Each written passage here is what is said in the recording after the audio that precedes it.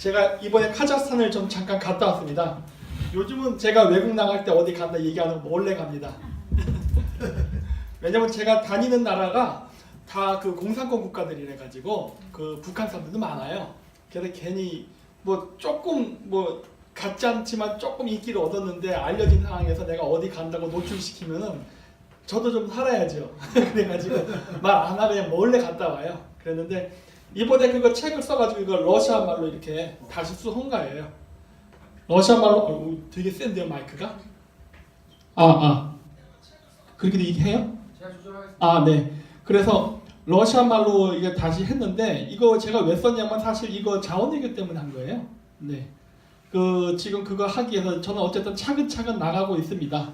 그래서 이번에도 정치인들 좀 만나가지고 애들한테 좀 주고 이야기도 좀 하고 했는데 아마 또 조만간 또 나갈 것 같아요. 제가 갑자기 사라지면은 어디고 갔다 왔다라고 생각하시면 될 겁니다. 그래서 오늘 주제는 제가 그 카스라테프트 밀약과 부역자들이라고 잡아봤는데 카스라테프트 밀약이 뭔지 아실 겁니다. 여기 계신 분들은 다. 그 카스라테프트 밀약이 우리나라가 그 식민지가 되게 되는 그 결정적인 계기가 되죠. 그런데 그 카스라테프트 밀약이 맺어지는 그 과정을요 우리는 배우질 않습니다. 그냥 우리는 카스트라테프트 밀약 그 이야기의 그냥 결과만 가지고 이야기해요. 그래서 이제 미국 놈들 나쁜 놈들, 일본 놈들 나쁜 놈들 그렇게 얘기하는데 저는 늘 이야기하지만은 국제관계에서 좋은 놈 나쁜 놈 없습니다. 자기 밥그릇 자기가 못 챙기면은 그 놈이 병신이에요. 늘 그래 왔어요.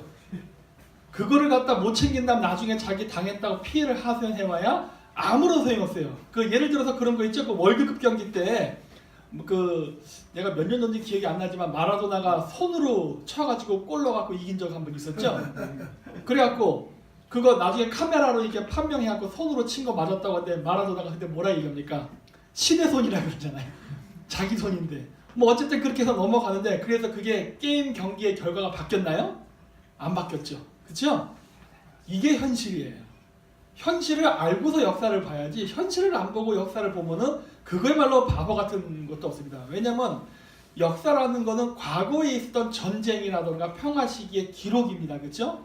그 여기 경영학과 출신 있습니까? 경제학거나 그게 보통 그 마케팅에서 그걸 케이스 스터디라 그래요.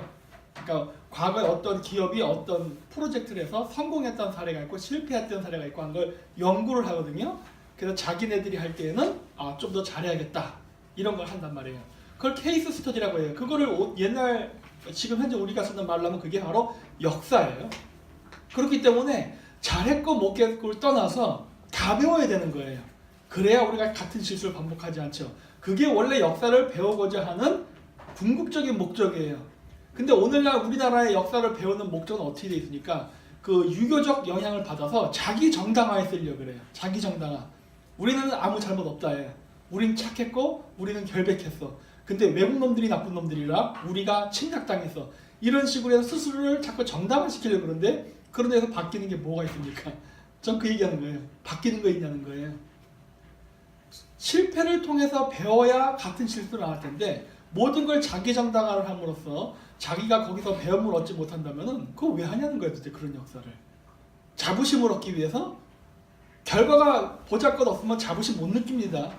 그걸 알아야 돼요. 우리 고대사 연구하시는 분들 맨날 고대사 역사를 굉장히 크고 멋있게 그리는데 그게 중요한 게 아니죠. 지금 나라가 조그마면은 그게 창피한 거예요. 그렇죠? 오히려 과거를 화려하게 묘사할수록 지금이 더 한탄스러운 거예요. 그렇게 가지 말자는 거예요. 정확한 현실 분석이 있어야 되고 냉정해야 되는 거예요. 그 부분이 우리가 잘 안 됩니다. 식민지 쟁탈 시대, 그러니까 그 카스라테프트 밀약이 생기게 된 배경을 보려면은 먼저 당시의 주변 상황을 먼저 봐야 돼요. 그때 당시가 우리가 한참 그 식민지 시대였죠. 이 그림이 무엇을 의미하는지 아십니까? 그 당시 그 여러 가지 그 그림인데 곰은 다 아실 거예요. 맨날 붉은 곰 얘기하면 그거 다 러시아입니다. 그리고 이제 사자가 뭐냐면요 영국이에요. 대영 제국. 그 당시 영국은 상징을 사자로 썼습니다. 그 고양이인데 고양이는 저 밑에 왼쪽 밑에 깔려 있는 거. 그 고양이 중에 그 비싼 고양이죠. 유명한 거. 그 페르시아 고양이라고 그러잖아요. 저 고양이는 페르시아를 상징합니다.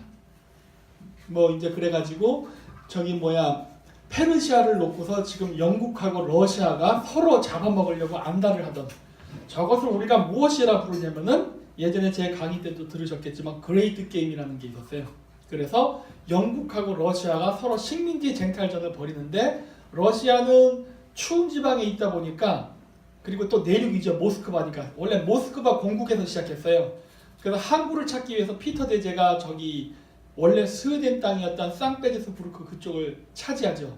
근데 상페테르부르크를 차지한 다음에도 거기가 겨울이면 얼고 이게 제대로 무역을 못하니까 할 수 없이 겨울에도 얼지 않는 부동항 따뜻한 지역을 찾아서 남하를 하는데 그거를 보고 영국이 그거를 저지한 게 바로 그레이트 게임이라는 겁니다.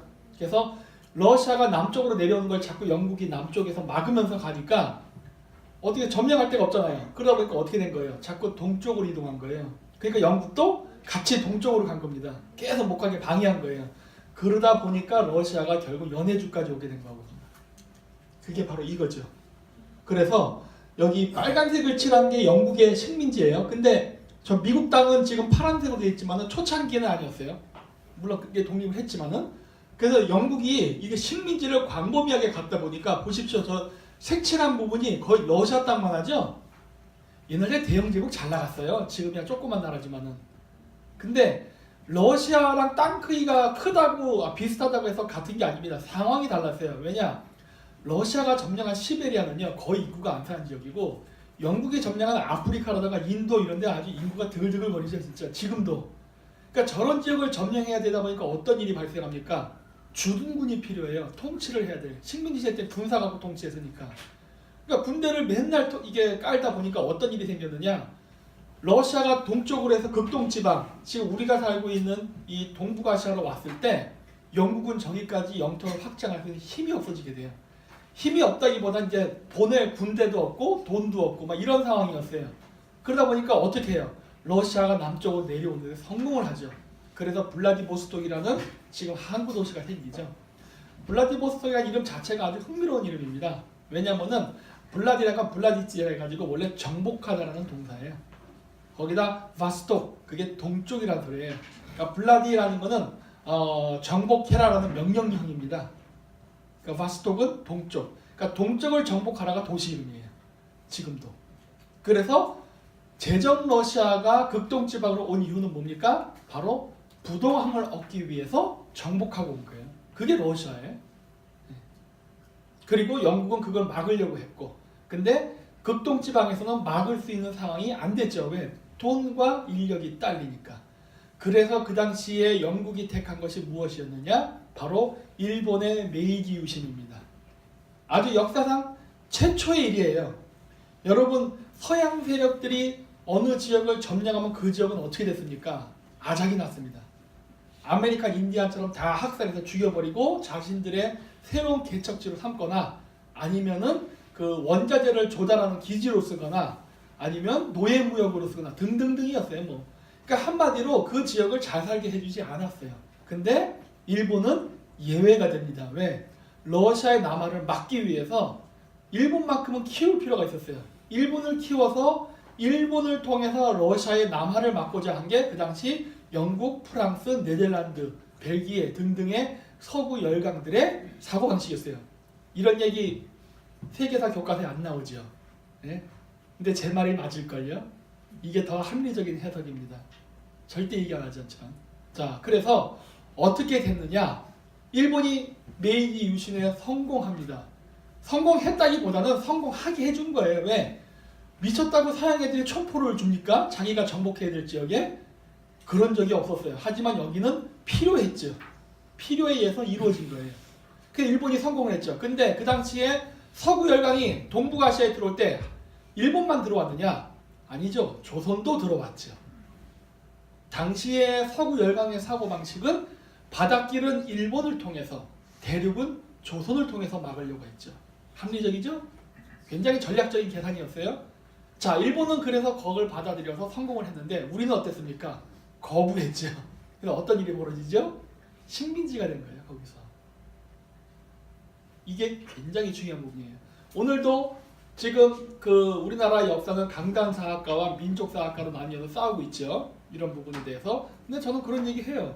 저 당시에 우리가 왜 미국이나 영국에 붙지 않았느냐? 응? 그 당시에 영국하고 미국에 붙었으면 어떠한 일이 벌어졌을까요? 러일 전쟁이 일어났겠죠. 물론 우리가 그 당시에 똑같이 우리도 메이지 유신 같이 그런 계획을 했다면 서구 열강과 함께 러일 전쟁이 아니라 아마 조일러 전쟁 뭐 이런 식으로 불렸을 거야 아마. 그리고 우리도 전승국이 됐겠죠. 그랬으면 어떤 일이 벌어졌을까요? 사할린은 일본 땅, 만주는 한국 땅이죠. 그렇죠? 그렇게 되는 거예요. 그런데 우리는 어떻게 했죠? 거절을 했죠. 그 결과는 식민지예요. 자차 보여드릴게요. 자, 그래서 조선 말기의 주변 정세. 자, 1894년에 청일전쟁이 있었어요. 결과는 일본이 이겼죠. 물론 그 이전에 또 동학이 있었습니다. 그렇죠? 동학전쟁 때문에 청일전쟁이 일어났고 청일전쟁 끝나고 15년 새끼조약으로 청일 간에 이제 서로 평화 하친조약을 맺고 그리고 나서 고종 황제가 뭘 합니까? 아간 파천을 해버려요. 여기서부터 우리가 꼬이기 시작한 거예요. 메이지 유신이 왜 일어났다고 했습니까? 러시아의 남하를 막기 위해서 한 거라고 했죠. 그리고 그와 동시에 조선에도 많은 프랑스라던가 미국, 영국의 그러한 그 국가들이 서로 수교를 맺자고 달려들어요. 왜? 러시아가 오니까. 근데 우리 고종이 어디로 가버렸죠? 러시아로 가버렸죠. 그러면 어떻게 되는 거예요? 조선과 친하려고 왔던 모든 서구 열강의 국가들은 바로 그 순간 다 적이 돼버리는 겁니다. 야, 우리는 러시아에 대항해갖고 조선이랑 함께 힘을 합치려고 했는데 조선이 러시아 쪽에 붙었다. 그 순간 어떻게 되는 거예요? 야, 이제부터 쟤네들은 우리가 제거해야 할 대상이 되는구나 라고 된 거예요. 그렇죠? 이게 오늘날 지금 우리가 벌어지고 있는 사태랑 너무나도 똑같습니다. 이름만 바뀌었어요. 러시아가 아니라 중국, 영국이 아니라 미국. 러시아는 이미 이 당시에도 대놓고 얘기했잖아요. 여기 점령하겠다. 극동지방 점령하는 걸로, 그러니까 저기 연해주를 점령하는 걸로 만족하지 않고 더 남쪽으로, 즉 한반도로 내려오겠다는 것은 뭐 당연하게 있었던 아주 공공연한 사실이었어요.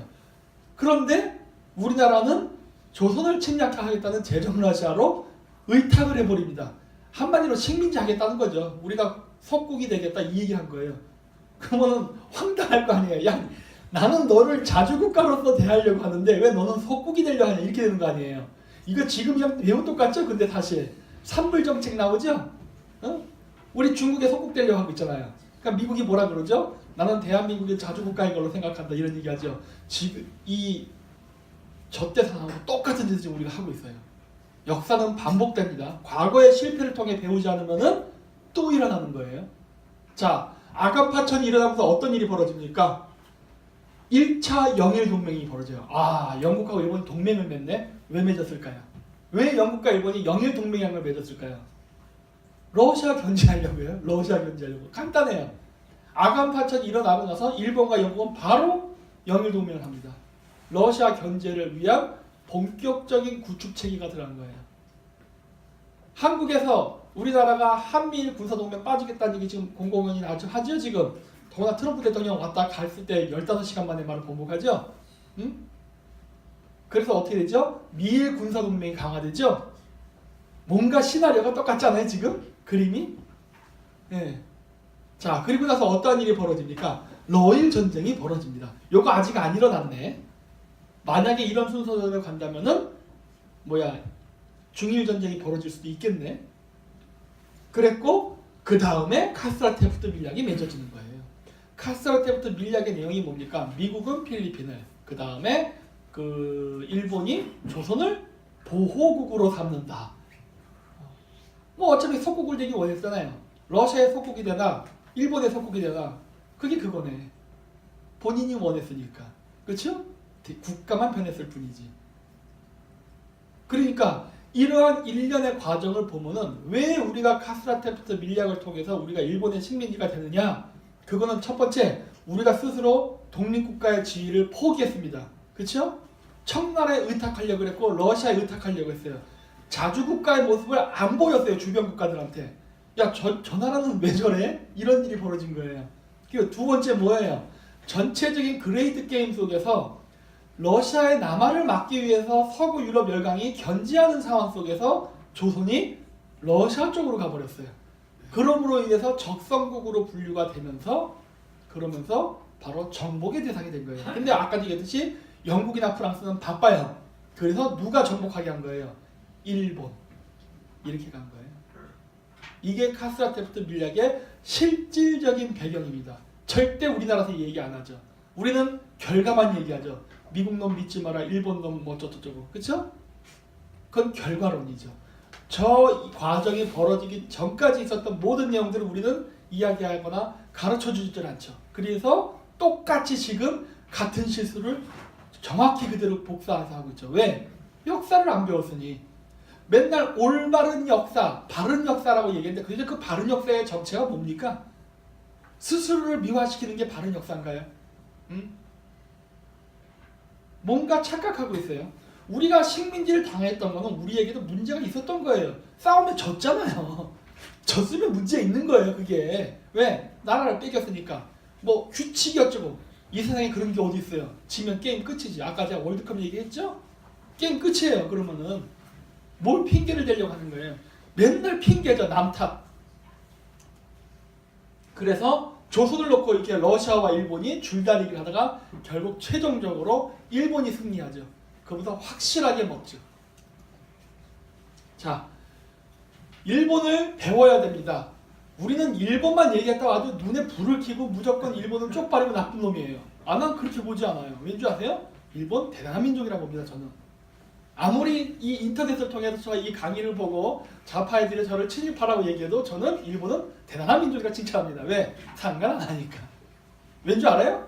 결과를 보자는 거예요. 우리가 일본보다 잘났다고는 우리가 일본보다 잘났어야지. 왜 일본보다 못합니까 현재?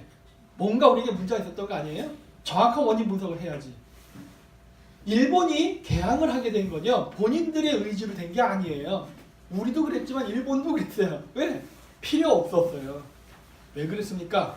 과거 쇼군 사회라는 거는 막부 시대는 경제 기반이 어디에 있었죠? 농경 사회였어요. 농사를 짓고 살고 그 농사에서 그 거저들인 쌀을 기반으로 해서 세금이죠. 그거로 사무라이들과 쇼군들, 그 다음에 천황이 먹고 사는 그런 봉건 시스템이었기 때문에 뭐 서양 애들이 와서 뭐 이렇게 뭐 비즈니스 하자 해도 할 게 별로 없었어요. 뭐 쌀 팔아서 얼마나 나온다고.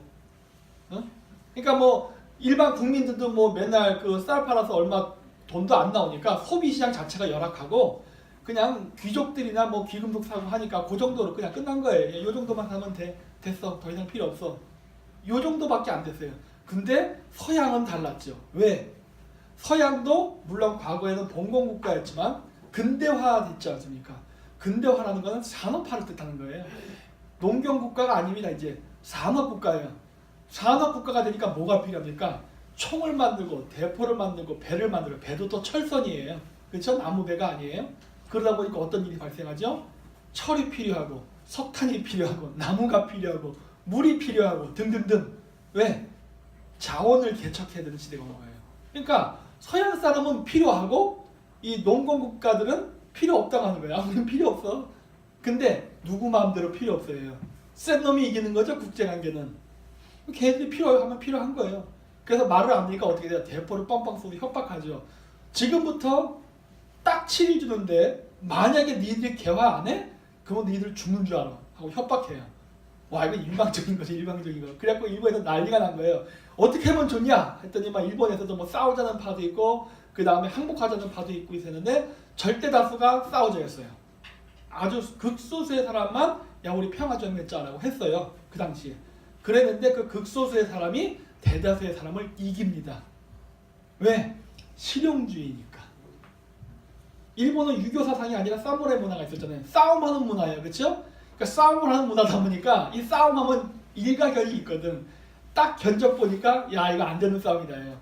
아니 칼질을 아무리 잘하면 뭐해. 멀리서 바다에서 대포를 빵빵 쏴야 되는데 이순신 때도 한번 당해봤잖아요. 임지왜란 때. 그 공포의 기억이 떠오르는 거죠. 야 이거 대포로 쏘는 놈한테 이길 수 없어. 그래서 어떻게 합니까? 항복하고 우리가 빨리 저 기술을 배우자. 이쪽으로 가 일본은. 이게 한국과 일본이 갈라지는 아주 큰 계기가 돼요. 즉 일본도 원하지 않았다는 거예요. 강제 개항이에요. 그렇죠? 그래서 여기 나비 부인이라고 나오는데 푸치니의 나비 부인이라는 오페라가 있습니다. 혹시 아십니까? 이게 서양 입장에서는 아름답고 낭만적인 거지 일본 입장에서는 하나도 낭만적인 게 아니에요. 왠지 아세요? 나비 부인의 배경 자체가 미국이 강제 개항을 한 다음에 일본 항구에 들어온 미국 장교들에게 성놀이개로 일본 여자들을 갖다 바치는 경우가 비일비재했어요. 그 이야기에 그거를 서양인의 시각에서 아주 낭만적으로 아름답게 묘사한 게 나비 부인이죠. 또 나비 부인 나중에 어떻게 됩니까? 버림받잖아요. 당연히 버림받지. 그 미국 남자가 부인 삼으려고 새긴 거 아니잖아요. 그래서 나중에 미국 남자 떠났다가 다시 들어올 때는 서양 여자랑 애를 안고 들어오죠. 그거에 쇼크를 먹고 자살해버리죠. 그게 나비 부인의 결말이에요. 일본이 그랬어요. 여러분, 우리가 일본한테 식민지 당할 때 초창기에 그런 일이 있었습니까? 우리는 없었어요. 일본은 무지막지하게 당했어요. 조약 초반서부터 완전히 그냥 일본이라는 나라는 깔아뭉개고 들어갔어요. 우리는 일본이 그렇게 못했어요. 강화도 조약도 그렇고. 강화도 조약 첫 문구가 뭡니까? 조선은 독립국이다로 시작하죠. 우리 그것도 또 딴지 걸죠. 조선이 독립국이라는 청나라로부터 분리다. 나빠요? 그 청나라부터 분리 안 된 게 좋은 거예요? 그거는 생각 안 하나? 그건 사대주의 아닌가? 네? 우리는 너무 부드럽게 갔기 때문에 자기들이 얻은 게 뭔지를 모르는 것 같은 경우가 참 많아요. 예를 들어서 이 박정희 대통령 때 경제개발이라든가 공짜로 얻어먹은 게 많다 보니까 일본처럼 진짜 뼈저리게 얻어 터지면서 불평등과 불합리성 속에서 얻질 않아가지고 자기네들이 가진 거에 대한 고마움이 없어요. 그래서 나중에 우리나라도 똑같이 일어나죠. 병인양요와 신미양요 부당하죠. 신미양요나 병인양요 때 들어와서 걔들이 뭐합니까? 저 강화도 들어가서 그 우리나라 그 직지신경 그 세계 최초의 목판 인쇄소를 만들었다는 거 훔쳐갔죠? 불경책. 그 다음에 또 저기 흥선대원군 아버지 남원군 무덤 파헤쳤죠? 부당하죠? 자, 일본과 조선은 그 당시에 그것을 바라본 지식인들의 그 다음 결론은 뭐였습니까? 일본은 받아들였어요. 그리고 참았어요. 왜? 지금은 싸울 시기가 아니다 했어요. 우리는 어떻게 했죠? 우리는 우리 소신대로 다 했죠. 그래서 신미양요와 병인양요를 이겼죠. 미군 한 명 죽을 때 우리 몇백 명 죽으면서 그걸 승리라고 하죠. 에? 상대방이 때리다 지쳐서 가버린 건데 총알 떨어져서. 우리는 거기에서 우리 승리를 했다고 스스로 자뻑을 하기 시작하죠. 그러면서 어떻게 합니까? 척합이 세우고 막 이러죠. 우리는 한번 전쟁을 해왔기 때문에 야 이거 큰일 났다예요. 물론 저들이 물러나기도 했지만 무기가 장난이 아니다. 그러면은 어쨌든 형식상으로 승리는 승리니까 승리가 됐으면 그거를 기반으로 해서 오히려 우월한 입장에서 미국과 프랑스와 조약을 맺었다면은 불평등 조약은 안 맺었겠죠. 그렇죠? 어쨌든 근데 우리는 어떻게 했죠? 야 교류 안 해. 문 닫아둬 이렇게 돼버렸죠. 그 결과가 결국 동학 등등으로 가면서 결국 조선이 망하게 되는 길로 간 거예요. 그래서 스스로의 역사를 절대 미화하지 말라는 거예요. 저는 미화하면은 이렇게 되는 겁니다. 신미양요 마찬가지죠. 그리고 나서 운미호호 사건이 일어나죠. 그게 강화도 조약. 일본이 미국한테 당했던 거 그대로 복습해가지고 우리나라에서 똑같이 써먹죠. 근데 일본은 미국만큼 터프하게 못해요. 왜? 당시에 일본은 이제 막 신생 공화국이에요. 아시아에서 유일하게. 그리고 그 당시에 일본의 국력이 그렇게 세지 않았어요. 그렇기 때문에 미국처럼 그렇게 갑질을 할 수 있는 상황도 아니었고 전통적으로 조선이 일본보다 위에 있었어요. 그런 여러 가지 심리적 압박 때문에 강력하게 밀어붙이지 못했다고요. 그렇기 때문에 비교적 점잖게 가죠. 점잖게. 그래서 우리는 지금도 강화도 조약을 갖고 두고두고 천추의 한을 품고서 지금 사는데 그건 다 좋은데 그건 왜 개선을 안 합니까? 자, 그래서 이 당시에 일련의 사건을 보면 쭉 이런 일들이 있었는데 보세요. 일본이 메이지 유신에 성공한 다음에 조선의 사절단을 파견합니다. 왜? 도쿠가와 막부가 끝났거든요. 그러니까 일본이 이제 새로운 국가가 생긴 거예요. 막부가 끝나고 천황을 중심으로 한 국가가 새로 생긴 거예요. 그러니까 신생 국가가 생겼기 때문에 신생 국가의 사절단을 조선에 파견해요. 근데 우리가 어떻게 하죠? 문전박대를 합니다. 인정을 안 해줘요. 여기도 써 있죠? 제가 왜 안 했느냐? 일본은 천황이라는 것을 만들어요. 당시에 조선은 사대주의 질서에 따라서 명나라의 황제, 그 다음 조선의 왕, 그 다음에 일본, 뭐 외왕이죠, 외왕. 근데 왕도 아니에요. 조선의 왕보다 한 단계 아래로 봤어요. 근데 일본이 근대화 이후에 신생 국가를 만들면서 천황이라는 제도를 만들다 보니까 저기 도장이 나오죠. 직인이 바뀌어요. 그래서 인정을 안 합니다. 우리는. 야, 네가 무슨 천황이야? 뭐 청나라 황제랑 맞먹겠다는 거야? 이런 식으로 간 거예요. 근데 이미 서양은 일본은 어떻게 한 겁니까? 동북아시아의 청나라를 중심으로 했던 유교적 4대 질서가 아니라 서양의 국제법을 기반으로 해서 근대 국가를 만든 거예요. 근데 그 당시에 조선은 보세요. 국제법? 이게 뭐야? 이거 오랑캐 꺼내? 야, 치워버려. 이런 식으로 한 거예요. 그러니까 어떻게 된 거예요? 죽으려고 환장한 거죠. 세상이 변했는데 전쟁도 해봤는데 이거를 전혀 감을 못 잡고 있는 거예요. 일본은 대포 몇 방 딱 쏜 거 보고서 바로 바꿔버렸거든요. 우리는 안 바꾸고 가만히 있다가 결국 저렇게 돼서 못 볼 걸 다 보게 된 거죠. 결국 일본한테 줘 터지고 강화도 주장이 된 거란 말이에요. 왜? 우리는 어떻게 감히 일본이 우리랑 동등할 수 있냐예요. 이거는 지금 운동권 세력이나 대다수의 한국 국민들 마음속에도 지금도 깊숙이 자리 잡혀 있는 생각입니다. 여전히 한국인들은 일본과 한국을 동등하게 보려 하지 않아요. 지금도. 네? 솔직히 까놓고 한번 생각해 보십시오. 그렇게 생각 안 합니다. 국제 근대 사회에서 위아래가 어디 있습니까? 근대 국가에서. 그건 옛날 얘기지. 응? 물론 힘에 의한 서열은 있습니다. 근데 그 힘에 의한 서열은 어떻게 생기느냐? 국제연합 있죠? 거기서 얼마 돈 내냐예요. 우리나라의 그 운동권 사람이 그 얘기하더라고요. 대한민국은 미국과 동등한 외교적 관계를 맺기를 원한다. 말은 아름답죠. 그래. 그럴 수는 있어요. 그러면 거기에 대한 전제 조건 뭐예요? 유엔에다가 돈 내야 돼요. 미국이 유엔에 돈을 얼마나 내는지 아십니까? 거의 한 60%에서 70%를 냅니다. 무지막지하게 돈 내요. 나머지 40%에서 30%를 미국을 제외한 나머지 나라가 내는 거예요. 뭐 유니세프가 됐든 뭐가 됐든. 그만큼 기여하고 있어요. 미국이 발언권이 센 이유는 그만큼 돈을 주기 때문이에요. 야, 내가 이만큼 했잖아. 근데 왜 나의 발언권이 저들과 발언권이 같아야 되지? 이건 이거 불공평한 거 아니야? 이렇게 나는 거란 말이에요. 기여를 하라요. 국제사회에. 국제사회에 기여를 하면 그 기여한 양에 맞춰서 대접을 해준다예요. 우리나라 국제사회에 기여한 게 있습니까? 지금도? 맨날 세계 10위의 무역국가 잘 산다고 하지만 우리가 다른 나라에 어떤 기여를 한 게 있습니까? 없죠? 별로. 그건 욕심쟁이지. 받아먹으려고만 하지 베풀려 하지 않잖아요. 그러면 국제사회에서 어떻게 우리가 미국과 동등한 지위를 가질 수 있습니까? 중국도 그렇죠. 얻어먹으려고만 하지 베풀려고 하지 않죠. 물론 자원 얘기를 하지만 그거는 자기네들의 사실적인 목적인 걸 가져가지 그냥 일방적으로 퍼주는 그런 건 없잖아요. 그래서 국제사회에서 지위가 낮은 거예요. 동등하길 바란다면은 왜 의무를 하지 않습니까? 왜 이런 거를 이야기하지 않냐는 거예요. 운동권 애들은, 좌파 애들은. 국제사회에서 동등하고 싶으면 똑같이 하라니까. 그러면 되는 거예요. 안 하고서 동등하게 해달란 말 하지 말라는 겁니다. 그게 트럼프가 저번에 유럽연합 갔을 때 유럽연합의 정상들한테 대놓고서 아주 그 얘기했잖아요. 그게 작년이었을 거야 아마. 벌 쓰는 것처럼 쫙 세워놓고서 트럼프가 연설을 하죠. 돈도 안 내는 것들이, 군대도 안 보내는 것들이 자꾸 내가 뭐 외교하는 거에도 감나라 콩나라 한다 이런 식으로 아주 대놓고 아주 모욕을 주거든요. 찍소리 못 하잖아요. 왜?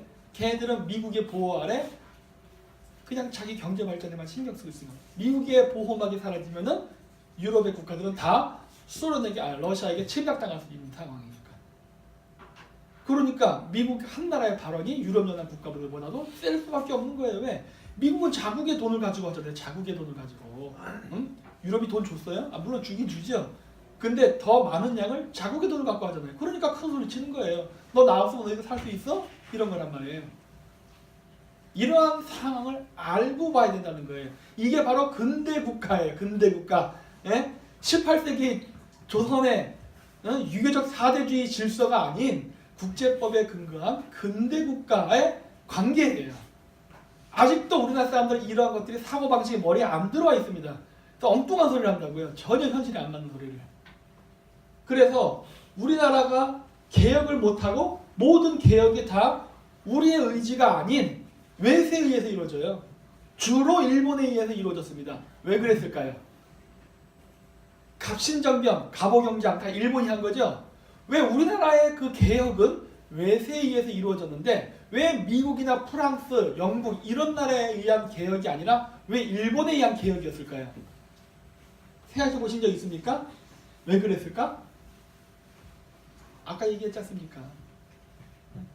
이 지역은 영국이나 프랑스나 미국이 미칠 수가 없는 상황이었어요. 없는 상황이었고 일본이 메이지 유신에 성공을 했기 때문에 일본의 메이지 성공의 노하우와 서구 열강의 기술자들이 가서 조선의 근대화를 하려고 했죠. 그러다 보니까 일본이 주도적으로 가죠. 그렇다고 해서 그 속에 일본인만 있었느냐? 아닌 거 다 아시죠? 우리나라 여기 대학교라든가 이거 뭐 심지어 교회조차도 서양인들이 만든 거죠. 일본이 주도하에 그렇게 들어왔어요. 왜? 성공 사례가 일본이었으니까. 우리는 이런 식으로 가르치지 않죠. 일본의 침략의 일환으로서 이렇게 가르치죠. 네? 그 당시에 러시아의 남하를 막기 위한 정책이었단 말이에요. 그러다 보니까 거기에 일원으로서 일본도 나중에 들어갑니다. 초창기에는 그게 아니었지만 왜? 열심히 공부하고 열심히 일해갖고 결국 열강의 대열에 들어서게 됐으니까 우리는 열심히 했다면 그렇게 됐겠죠. 열강의 일원이 됐다면 당연히 만주라든가 연해주에 대한 영유권도 주장할 수 있는 당당한 국가가 됐겠죠. 끝까지 우리는 그렇게 안 했지 않습니까? 그래서 카스트라테부터 밀약을 맺게 된 거예요. 카스트라테부터 밀약을 맺게 되는 그 앞쪽의 일련의 과정을 보면 우리가 너무나도 외교를 못했고 바깥 세상에 너무나도 무지했어요. 세상 돌아가는 걸 전혀 모르고 있었던 거예요. 일본이 메이지 유신을 할 때 가장 많이 본떴던 나라는 아이러니하게도 독일입니다. 영국과 네덜란드가 도와줘요. 메이지 혁명을. 그래서 메이지 혁명 때 도쿠가 막부를 물리칠 때 영국 상선과 네덜란드 상선이 합세합니다. 상선이라고 해서 지금의 배를 생각하면 안 됩니다. 옛날 상선은 대포가 붙어 있었어요. 그러니까 즉 군대를 보낸 거라고 보면 돼요. 사설 용병을 보냈다 보면 되는데 왜? 국제 문제를 일으키지 않기 위해서. 군대가 파견되면 국제 문제가 되지 않습니까? 그러니까 상선, 상인들이 파견된 거예요. 그러니까 이거는 뭐 그냥 자기네 상권 갖고 싸우는 분쟁이지 우리 국가는 개입한 적 없다. 이렇게 나가는 거거든요. 근데 도쿠가와 군대는 그거를 물리칠 수 있는 함대가 있었습니까? 없었죠. 여전히 나무배였죠. 그러니까 어떻게 돼요? 아편전쟁처럼 개박살 난 거예요. 그래서 이기질 못하죠. 그래서 결국 다 이겨요. 수적으로나 모든 면에서 압도적으로 열세에 있었던 초슈파, 사조 동맹의 사츠마랑 같이 했던 이쪽 군대가 압도적으로 숫자 많았던 도쿠가와 군대를 다 물리쳐버립니다. 불과 1년 동안에. 왜? 무기가 앞섰거든요. 무기가. 그랬는데 정작 일본이 메이지 유신을 일으켜서 경제 발전을 들어갈 때는 영국이나 프랑스나 네덜란드를 본따지 않습니다. 누구를 본따느냐? 우리나라 법에도 많이 영향을 끼쳤던 바로 독일이에요. 왜 독일이었느냐? 일본이 근대화를 이루기 위해서 유럽서부터 전세, 미국, 이거 뭐가 다 돌아다녀요. 어떻게 저 나라가 성공을 했는가? 어떻게 근대화가 되는가? 공부하러 가요. 공부하러 가서 쭉 돌아다 봤는데 이제 거의 여러 군데를 다 갔을 때쯤에 이제 독일을 갔는데 그 당시에 독일에 있었던 사람이 그 유명한 제사장에서 비스마르크라는 사람이 있었습니다. 아실 거예요. 철학 정치가 있던 사람. 그 비스마르크가 일본 사신단들을 쭉 맞이해서 이제 연설을 해요. 이제 이 강의식으로 얘기를 합니다. 유럽에 왜 왔냐 했더니 뭐 근대화 때문에 왔습니다. 뭐 그러냐. 그래서 뭐 어디 뭐 괜찮은 아이디어 좀 뭐 얻었어? 그랬더니 뭐 어쩌고 뭐 영국에는 배가 있고 뭐 어쩌고 얘기하니까 굉장히 공부 많이 했네. 그래서 어떻게 하고 싶은데 경제 개발을 그랬더니 막 얘기를 한 거예요. 그러니까 이제 비스마르크가 그 얘기를 합니다. 너희는 대영 제국이나 네덜란드나 프랑스처럼 식민지도 없는 나라고 그렇다고 러시아처럼 거대한 대륙을 가진 나라도 아니다. 그리고 섬나라다. 그리고 후발주자고 이제 근대화 공업국가가 됐는데 너희들 땅에는 자원이 없다.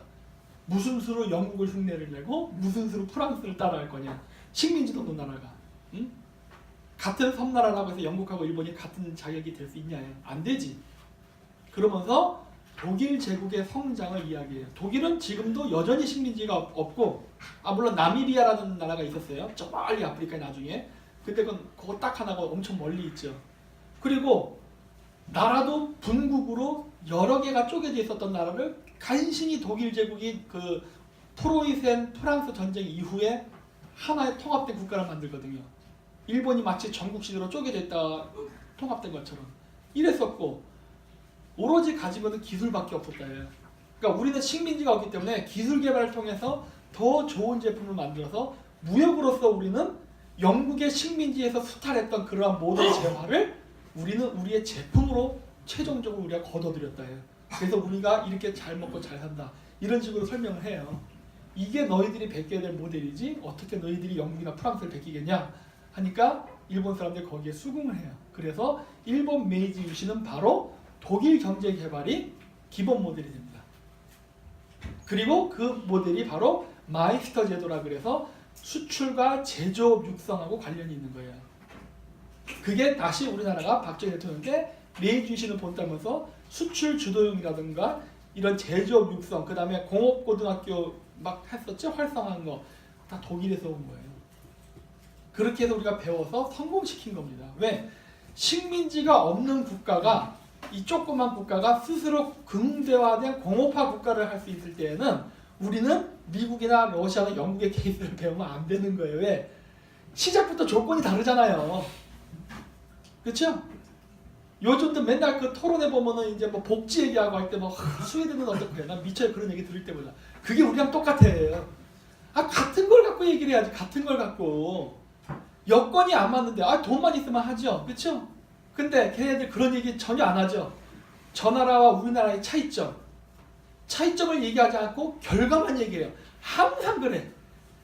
좌파 사람들이 얘기하는 바른 역사관의 그 근거는 결과론이에요. 앞에 원인은 분석하지 않아. 결과만 얘기해. 결과만. 근데 네덜란드에서 그 다음에 스웨덴이나 이런 데서 60%를 세금을 내는 건 왜 얘기 안 할까? 그렇잖아요. 그리고 세금 때문에 죽고 나서 젊은 애들이 자기 나라를 도피하는 거는 왜 설명 안 할까? 응? 이런 얘기를 안 한다는 거예요. 좀 솔직해져야 되거든요. 솔직해져야 돼. 그래서 일본은 그런 식으로 그 비스마르크의 그런 솔직한 그러한 연설을 듣고서 바로 전환했고 그것이 오늘날 일본이 그 세계 2위 지금도 2위입니다. 중국이 2위라고 하죠. 웃기는 소리예요. 여전히 일본이 2위예요. 예? 탄탄한 지위를 지금까지도 누리고 있어요. 일본은 2차 세계대전 때부터 지금 때까지도 전 세계를 상대로 싸우고 있습니다. 경제적으로. 과거에는 물리적으로 싸워요. 그래도 여전히 2위예요. 야, 그걸 보면 진짜 감탄해요, 진짜.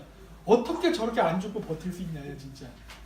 저 정도면 죽을 만한데 안 죽네. 야, 그래갖고 참 제가 봤을 때 그 시련이 필요한 것 같습니다. 우리나라는 시련이 없이 거저 먹은 게 많기 때문에 그거를 제대로 살리지 못하는 것 같아요, 지금. 그래서 당시 루즈벨트 대통령은요, 굉장한 반환파였습니다. 여기도 나오죠? 조선 사람을 인간 취급하지 않았어요. 아십니까? 루즈벨트 대통령이 조선을 인간 취급하지 않았다는 거? 여기 나오죠? 한국인은 본래 일본인 또는 중국인과 같은 수준에서 사물을 파악할 능력이 없다. 만약 사물의 제대로 보는 자가 있다 하더라도 부패했기 때문에 자력으로 훌륭한 사회를 만들고 지켜나갈 수 없다. 한국인이 갖고 있는 인격적 결함과 낡고 뒤떨어진 정치, 사회제도 탓에 외부로부터 힘에 의존하지 않고는 후진 상태를 벗어나기 어렵다. 기분 나쁘죠? 저 얘기 왜 나왔습니까? 미국이 처음부터 조선을 한 건 아니었죠? 저런 이야기가 나오기까지 앞에 무슨 일이 있었습니까? 바로 청일전쟁, 러일전쟁, 아관파천 등등 많은 일들이에요. 그런 것들을 보면서 쟤네들은 미쳤어? 이렇게 된 거예요. 왜? 독립국으로서의 지위를 가지려고 하지 않고 왜 자꾸 남의 나라에 가서 붙으려고 하려는 거예요. 어? 왜 청나라에 가서 붙고 러시아에 가서 붙고 독립하면 안 돼? 독립국가로서의 국가를 하면 안 돼? 그리고 왜 개혁을 하려고 하는데 뭔 개혁이 이렇게 실패하고 왜 되지 않냐는 거예요. 자, 그거 한번 얘기해 볼까요? 왜 조선이 이런 얘기를 많이 하냐 사람들이 우리가 일본 식민지를 당하지 않았다면 조선은 일본을 능가할 수 있을 정도로 경제 개발을 했을 것이다. 즉 근대 국가를 했을 것이다예요. 될 수 있다고 생각하십니까? 저는 100% 아니라고 단언을 합니다. 99%도 아니에요. 저는 100%예요. 왜 제가 이렇게 얘기하는지 아십니까? 농업국가가 공업국가가 되는 게 근대화입니다. 그렇죠? 일본이 근대화가 가능했던 이유는 일본의 공업 근대화를 이루었던, 즉 메이지 혁명을 일으켰던 주도 세력이 하급무사예요. 사카모토 료마라든가 초슈, 사스마, 즉 그 중앙정부로부터 소외되어 있던 아주 조그만 세력이거나 혹은 탈범무사라 그래서 소속이 되어 있지 않은 낭인들이에요. 낭인. 쉽게 하면 양아치예요. 근데 그 당시에 중세 유럽도 그랬지만은 모든 기사들, 사무라이들은 농민들로부터 쌀을 받아서 그 세금을 갖고 먹고 사는 사람들이에요. 근데 탈범무사라는 건 뭐예요? 그 농민들로부터 세금을 받아 먹을 수 없는 사람들. 쉽게 얘기하면 실업자예요. 그래서 이게 왜 중요하느냐?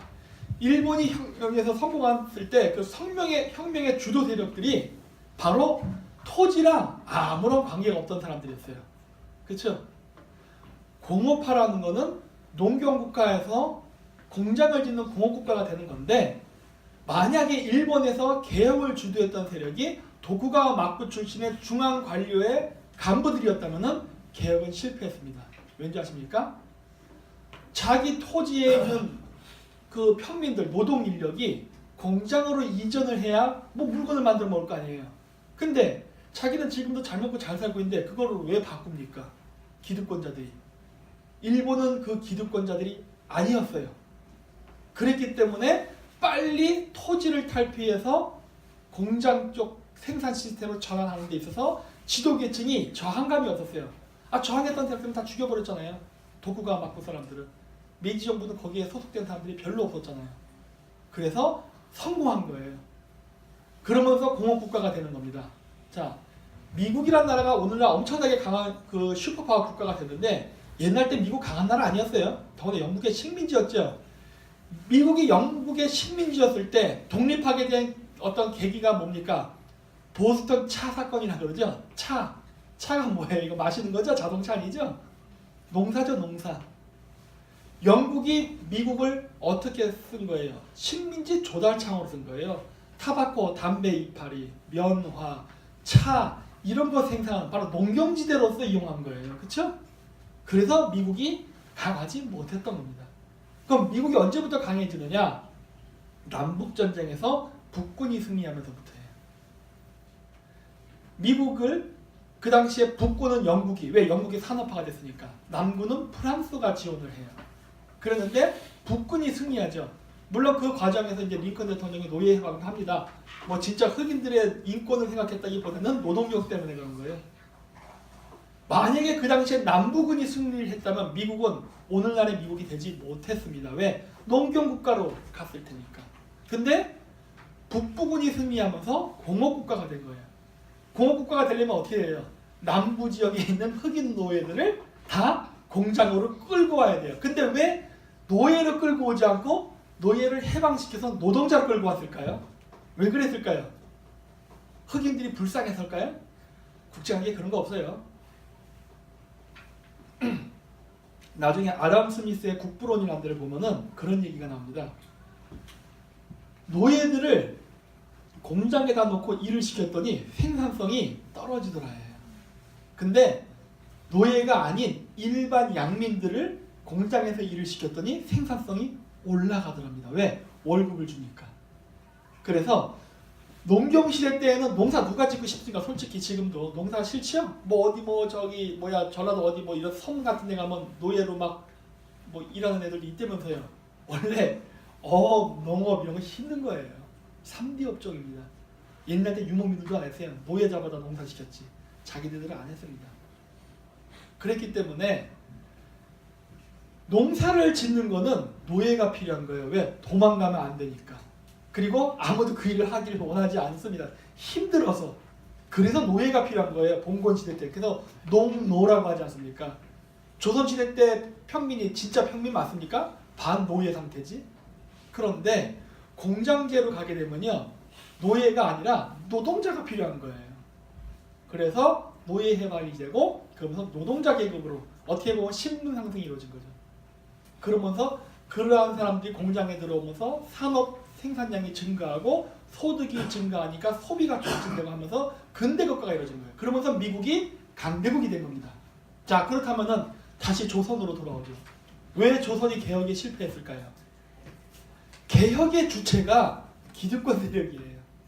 즉 토지를 기반으로 한 양반들이 어떻게 공업국가를 할 거냐는 거예요. 포기할 수 있냐는 거예요. 너 네 땅에 있는 노비를 다 해방시켜서 공장으로 이전시켜. 어떤 양반이 그거를 허락하겠습니까? 그렇죠? 우리가 왜 갑오 경쟁이나 갑신 경쟁이 왜 실패했냐는 여기서 나오는 거예요. 갑오 경쟁 때 노예 해방이 이루어지죠. 신분제 해방이 일본에 의해서. 왜 우리는 스스로 신분제 해방을 못했을까요?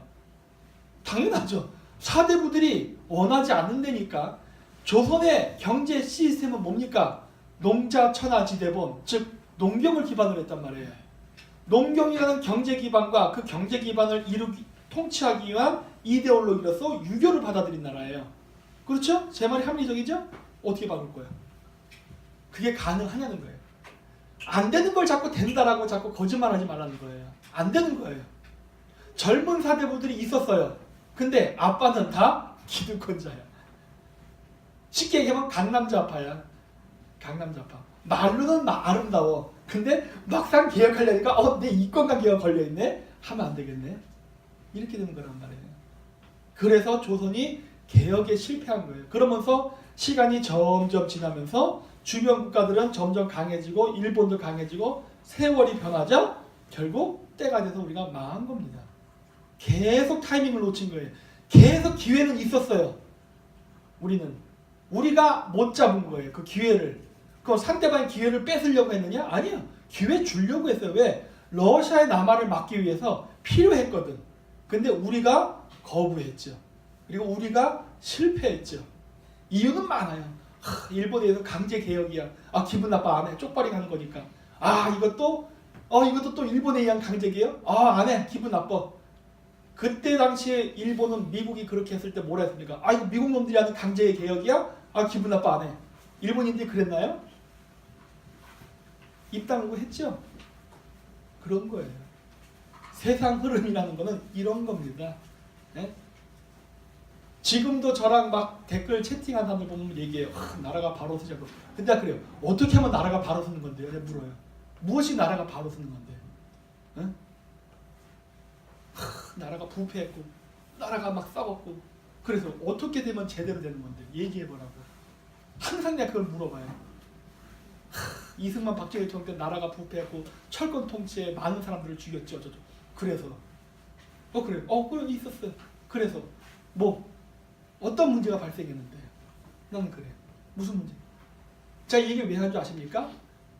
제가 얘기했죠. 내가 박정희 대통령을 존경한다고. 그래도 저는 비판할 건 비판해요. 근데 전체적으로는 좋다라고 얘기합니다. 왠지 아십니까?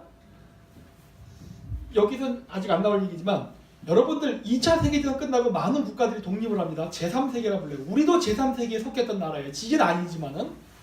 여러분 제3세계 국가들 중에 잘 사는 나라 있습니까? 지금? 없어요. 자, 근데 있기는 있어요. 제3세계 국가들 중에 잘 사는 나라가 있는데 그러면 이거부터 할게요. 제3세계 국가들이 왜 못 살게 됐을까요? 독립하고 나서. 오히려 식민지대 잘 살고 식민지에서 해방되니까 다 못 살게 됐어요. 왜 그랬을까요? 설명할 수 있습니까? 왜 못 살게 됐는가?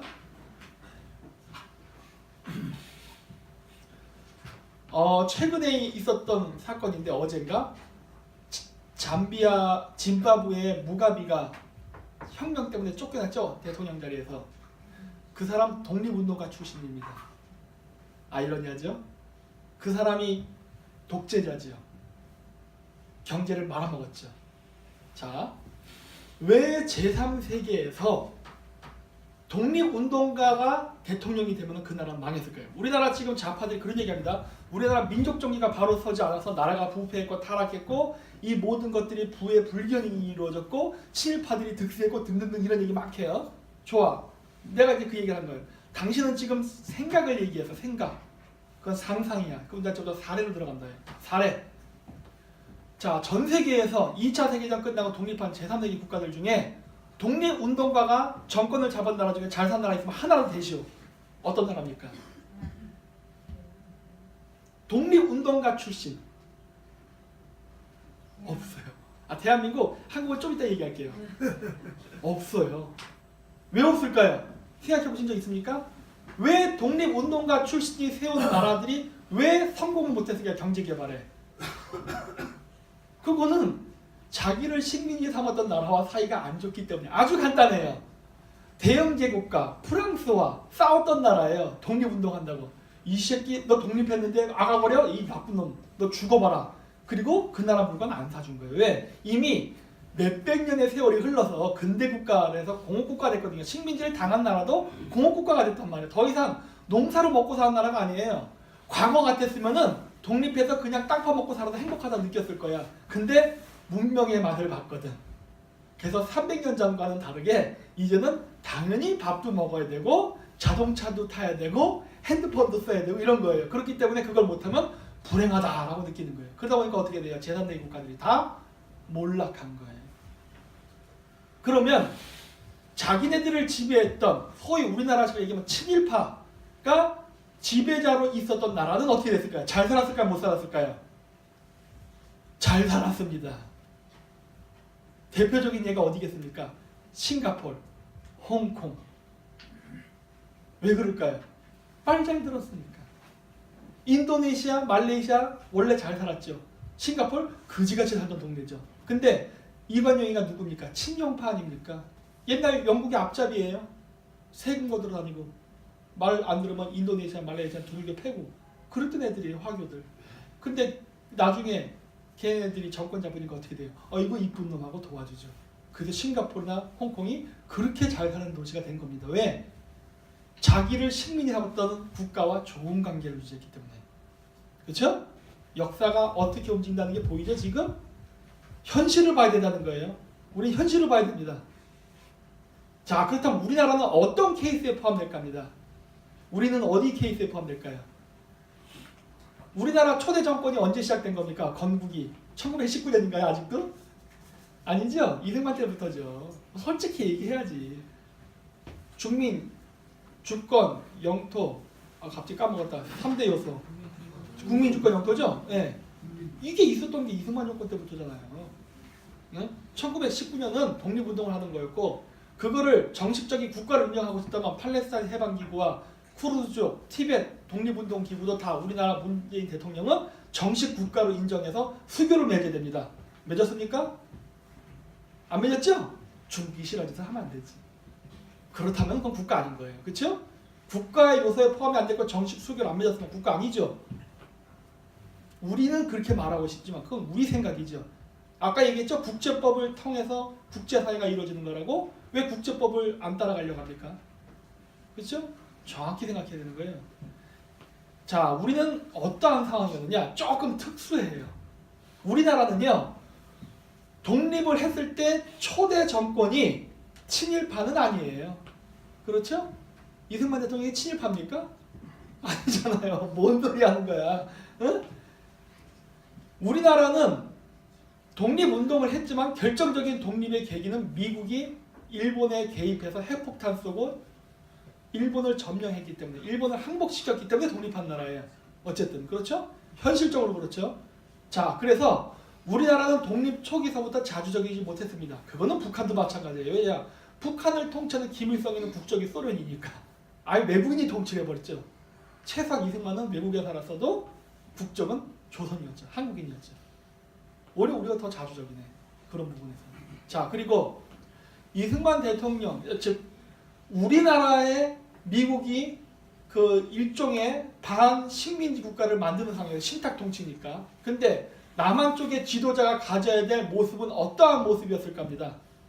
우리가 자주적으로 독립을 한 게 아니기 때문에 미국의 영향을 받으면서 초기 정부가 수립이 된단 말이에요. 그건 북한도 마찬가지고. 자, 그랬는데 초기 정부가 어떠한 이미지와 어떠한 성향을 가져야 됐을까가 중요한 겁니다. 그랬을 때 미국이 좋아할까예요. 첫 번째, 반일입니다. 너무나 당연하죠. 왜? 일본하고 싸웠잖아요. 반일이에요. 그리고 친미여야 되는 거예요. 왜? 자기 편이어야지. 적을 만들 수는 없잖아요. 플러스 뭡니까? 반공이에요. 왜? 냉전 시대가 시작됐기 때문에. 이 세 가지가 부합되는 사람이어야만 우리나라에서 대통령이 될 수 있는 거예요. 우리는 여기에 포함되는 그 당시에 독립운동가가 누가 있었습니까? 한 명밖에 없죠. 답 다 나와 있잖아요. 그렇죠? 자, 그럼 좌파 사람들의 논리대로 김구 선생이 대통령이 됐다면 한번 봐야 돼요. 김구 선생이 대통령이 됐다면 김구 선생도 독립운동가죠. 훌륭한 일 많이 했죠. 자, 문제는 독립운동가가 그러니까 혁명가는 훌륭한 정치인이 될 수 있습니까? 없습니까? 있습니다. 없습니다. 있을 수도 있고 없을 수도 있다예요. 제가 왜 이렇게 얘기했지 아십니까? 역사는 결과를 보라는 거예요. 무가베 독립운동가 출신이에요. 이디아민 어떨까요? 아프리카의 많은 대통령들 다 독립운동가 출신이에요. 그 나라 지금 잘 살아요, 못 살아요? 자, 그 사람들 말로가 어떻게 됩니까? 독재와 폭정, 경제를 말아먹고 다 혁명으로 쫓겨나거나 암살당하거나 망명당합니다. 이게 역사적 현실이에요. 김구선생이 대통령이 됐다면은 경제 성장을 했을까요? 아니면 아프리카의 다른 국가의 지도자처럼 됐을 확률이 높았을까요? 어느 쪽일까요? 현실적으로 보는 거예요. 왜 우리가 경제 성장 못하는 줄 아십니까? 우리를 통치하는 미국이나 일본이 좋아하지 않아요. 그러면 경제 성장 안 시켜주는 거예요. 야, 저는 미워. 돕지 마. 아주 간단해요. 그렇죠? 근데 다행히 우리를 지배했던 나라가 패전국이에요. 그래서 이거는 비켜갔어. 친일파가 하지는 않았어요. 비켜간 거예요. 친미파가 있었던 거예요. 그래서 우리는 그러한 오역은 벗어나죠. 자꾸 친일파 얘기하는데 그렇게 따진다면 북한 정부가 건국 초기 때 더 많이 친일파를 썼죠. 우리보다. 그럼 왜 북한은 비판을 안 할까?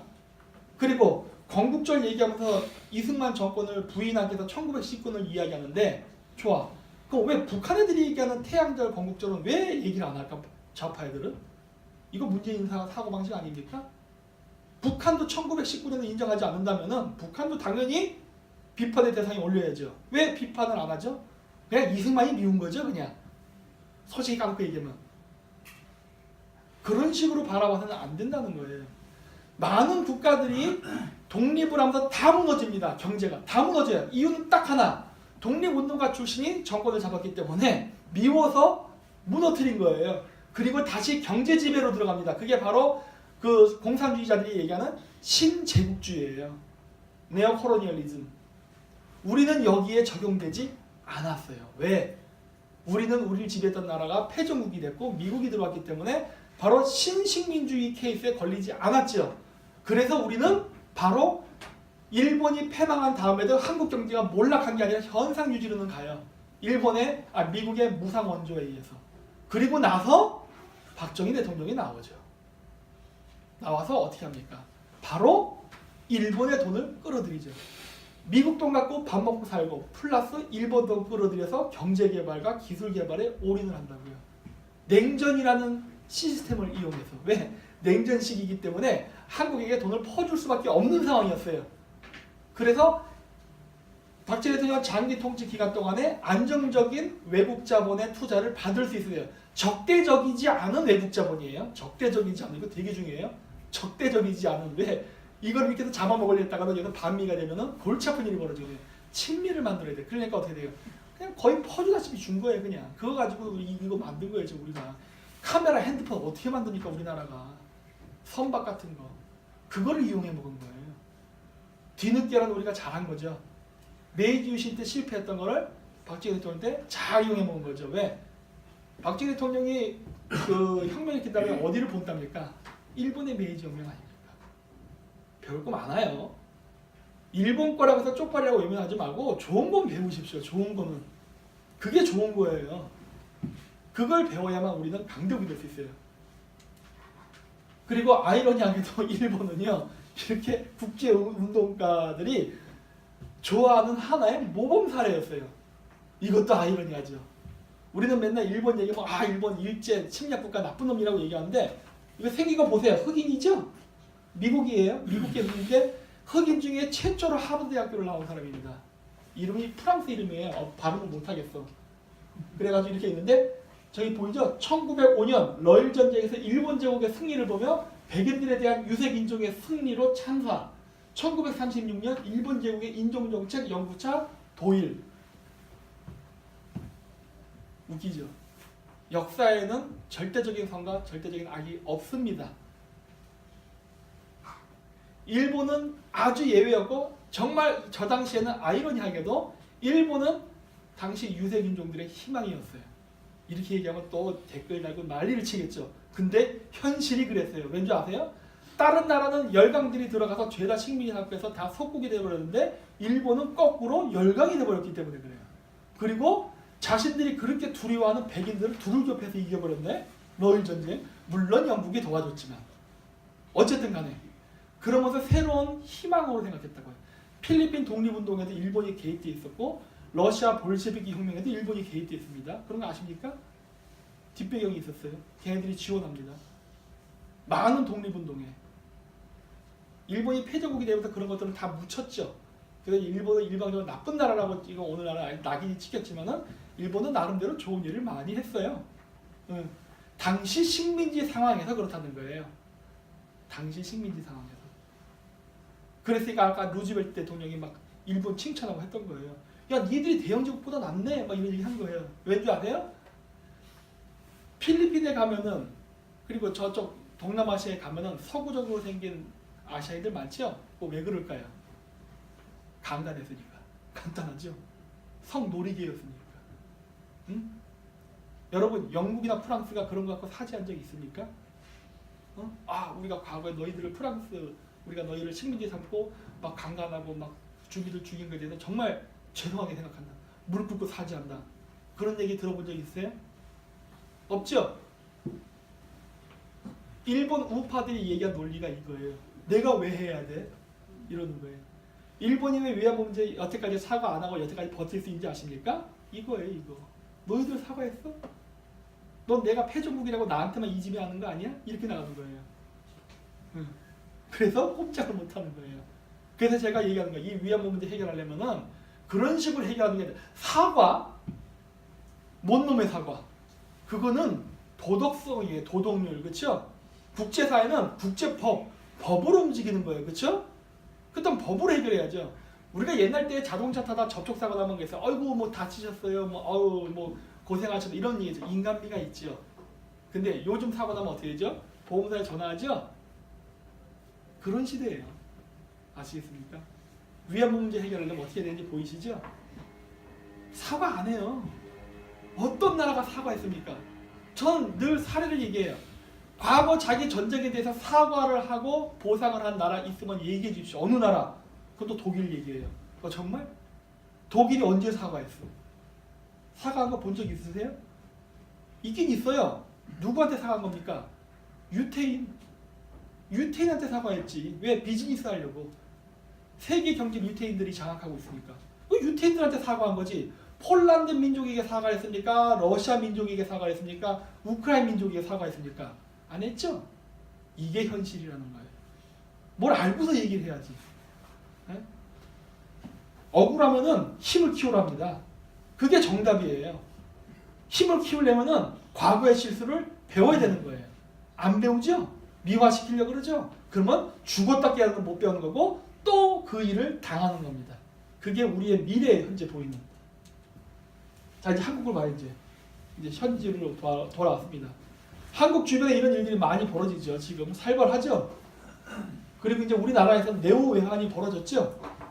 네? 지금 그래서 좌우로 막 태극기 집회, 촛불 집회 하고 북한은 핵 쏘고 북한 핵 쏘는데 핵 실험할 때마다 대통령 맨날 휴가 나가고 외무부 장관 휴가 가고 맨날 그랬죠. 네? 그리고 이제는 아예 미국이나 일본이나 한국을 제외하고 얘기하죠. 코리아 패싱 아니라고 하죠. 트럼프가 연설 때 코리아 패싱 안 한다 했으니까 또 그 말만 믿죠. 여러분 정치인의 말을 왜 믿습니까? 바보입니까? 트럼프가 텔레비에서 코리아 패싱 안 한다고 하는 말은 문재인 대통령한테 한 얘기가 아니죠. 한국 국민들한테 하는 거죠. 정확히 구별해야죠. 네? 한국 국민들한테 얘기하고 그냥 문 정부는 패싱하고 있죠. 이미. 뭘 안 합니까? 솔직히 까놓고 얘기하는 거지 지금. 네? 자, 근데 이게 중요한 이유가 있어요. 여기 제가 지금 이 분쟁적을 표시했는데 이 빨간색으로 표기한 것과 노란색으로 표기한 두 개가 있어요. 빨간색으로 표시한 것은 91년도 소련 붕괴 이후입니다.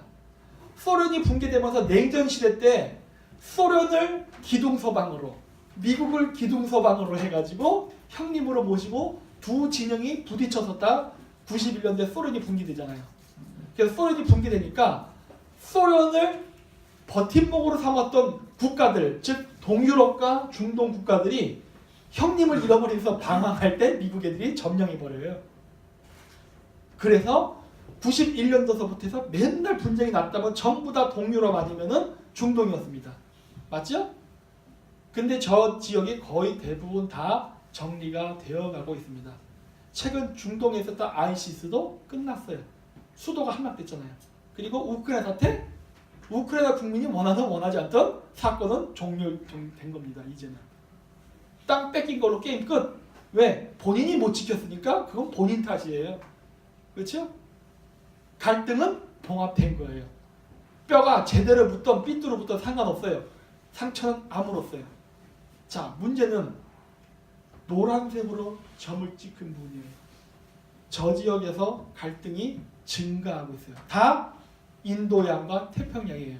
트럼프 대통령이 얘기했던 인도-태평양 방어선, 우리나라는 안 들어가겠다고 했던 여기가 집중적으로 지금 갈등이 발생하고 있어요. 왜 발생합니까? 91년도 소비에트 붕괴 당시에는 미국은 적이 아니야, 러시아가 적이었지 중국은 적이 아니었어요. 미국한테. 그런데 지금은 러시아가 적이 아니라 중국이 미국의 적이에요. 그렇죠? 그리고 그 과정 속에서 지금 북한 문제나 핵실험 문제가 다 걸려 있는 거예요. 미국은 북한만 바라보지 않습니다. 중국을 포함시켜서 바라봐요. 그래서 제가 늘 이야기하는 거예요. 한국이 이런 식으로 이따 식으로 했다가는 미국은 한국을 버리고 북한이랑 같이 갈 수도 있다. 왜? 미국은 중국을 보고 견제하려고 하는 것이지 북한을 보고서 지금 동북아시아 질서를 재편하는 게 아니란 말이에요. 지금 큰 착각하지 말라는 겁니다. 미국은 세계 패권을 주무르는 나라예요.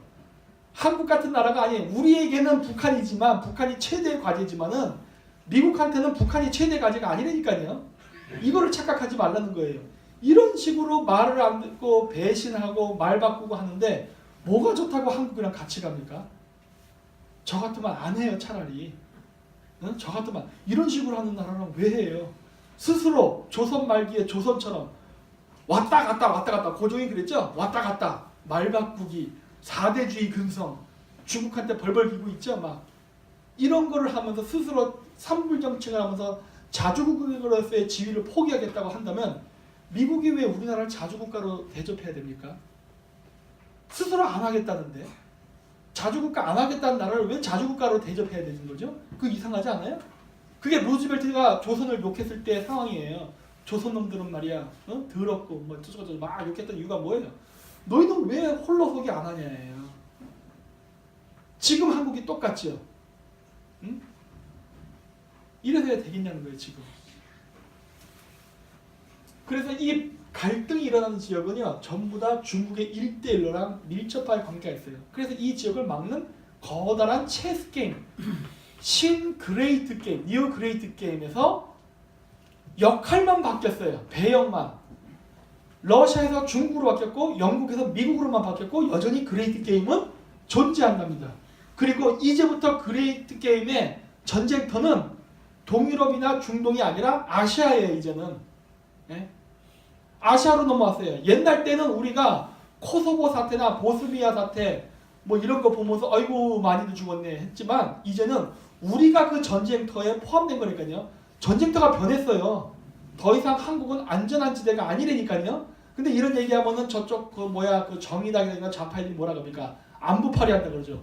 뭔 놈의 안보파리야. 국제정세가 변했는데 걔네들이 공부하는 사회주의나 지금 100년 전 사고방식이지. 세상은 변했어요. 100년 전에 사회주의 막시즘 할 때가 아니란 말이에요 지금. 그 사고방식 속에 조선의 유교의 사대주의자들과 똑같은 갇힌 사고방식을 하니까 변화된 세계 정세가 안 보이니까 그런 오판을 하고 나라를 말아먹는 짓을 하고 있는 거예요. 그러면서 자신들은 애국행위를 한다고 하죠. 마치 조선 사대부가 구한말에 의벼항쟁을 했던 것처럼. 내가 봤을 때 별로 바람직하지 않은데. 공부를 하려면은 책상에 오래 앉아있는 게 아니라 어떻게 공부를 효율적으로 하느냐가 중요한 거죠.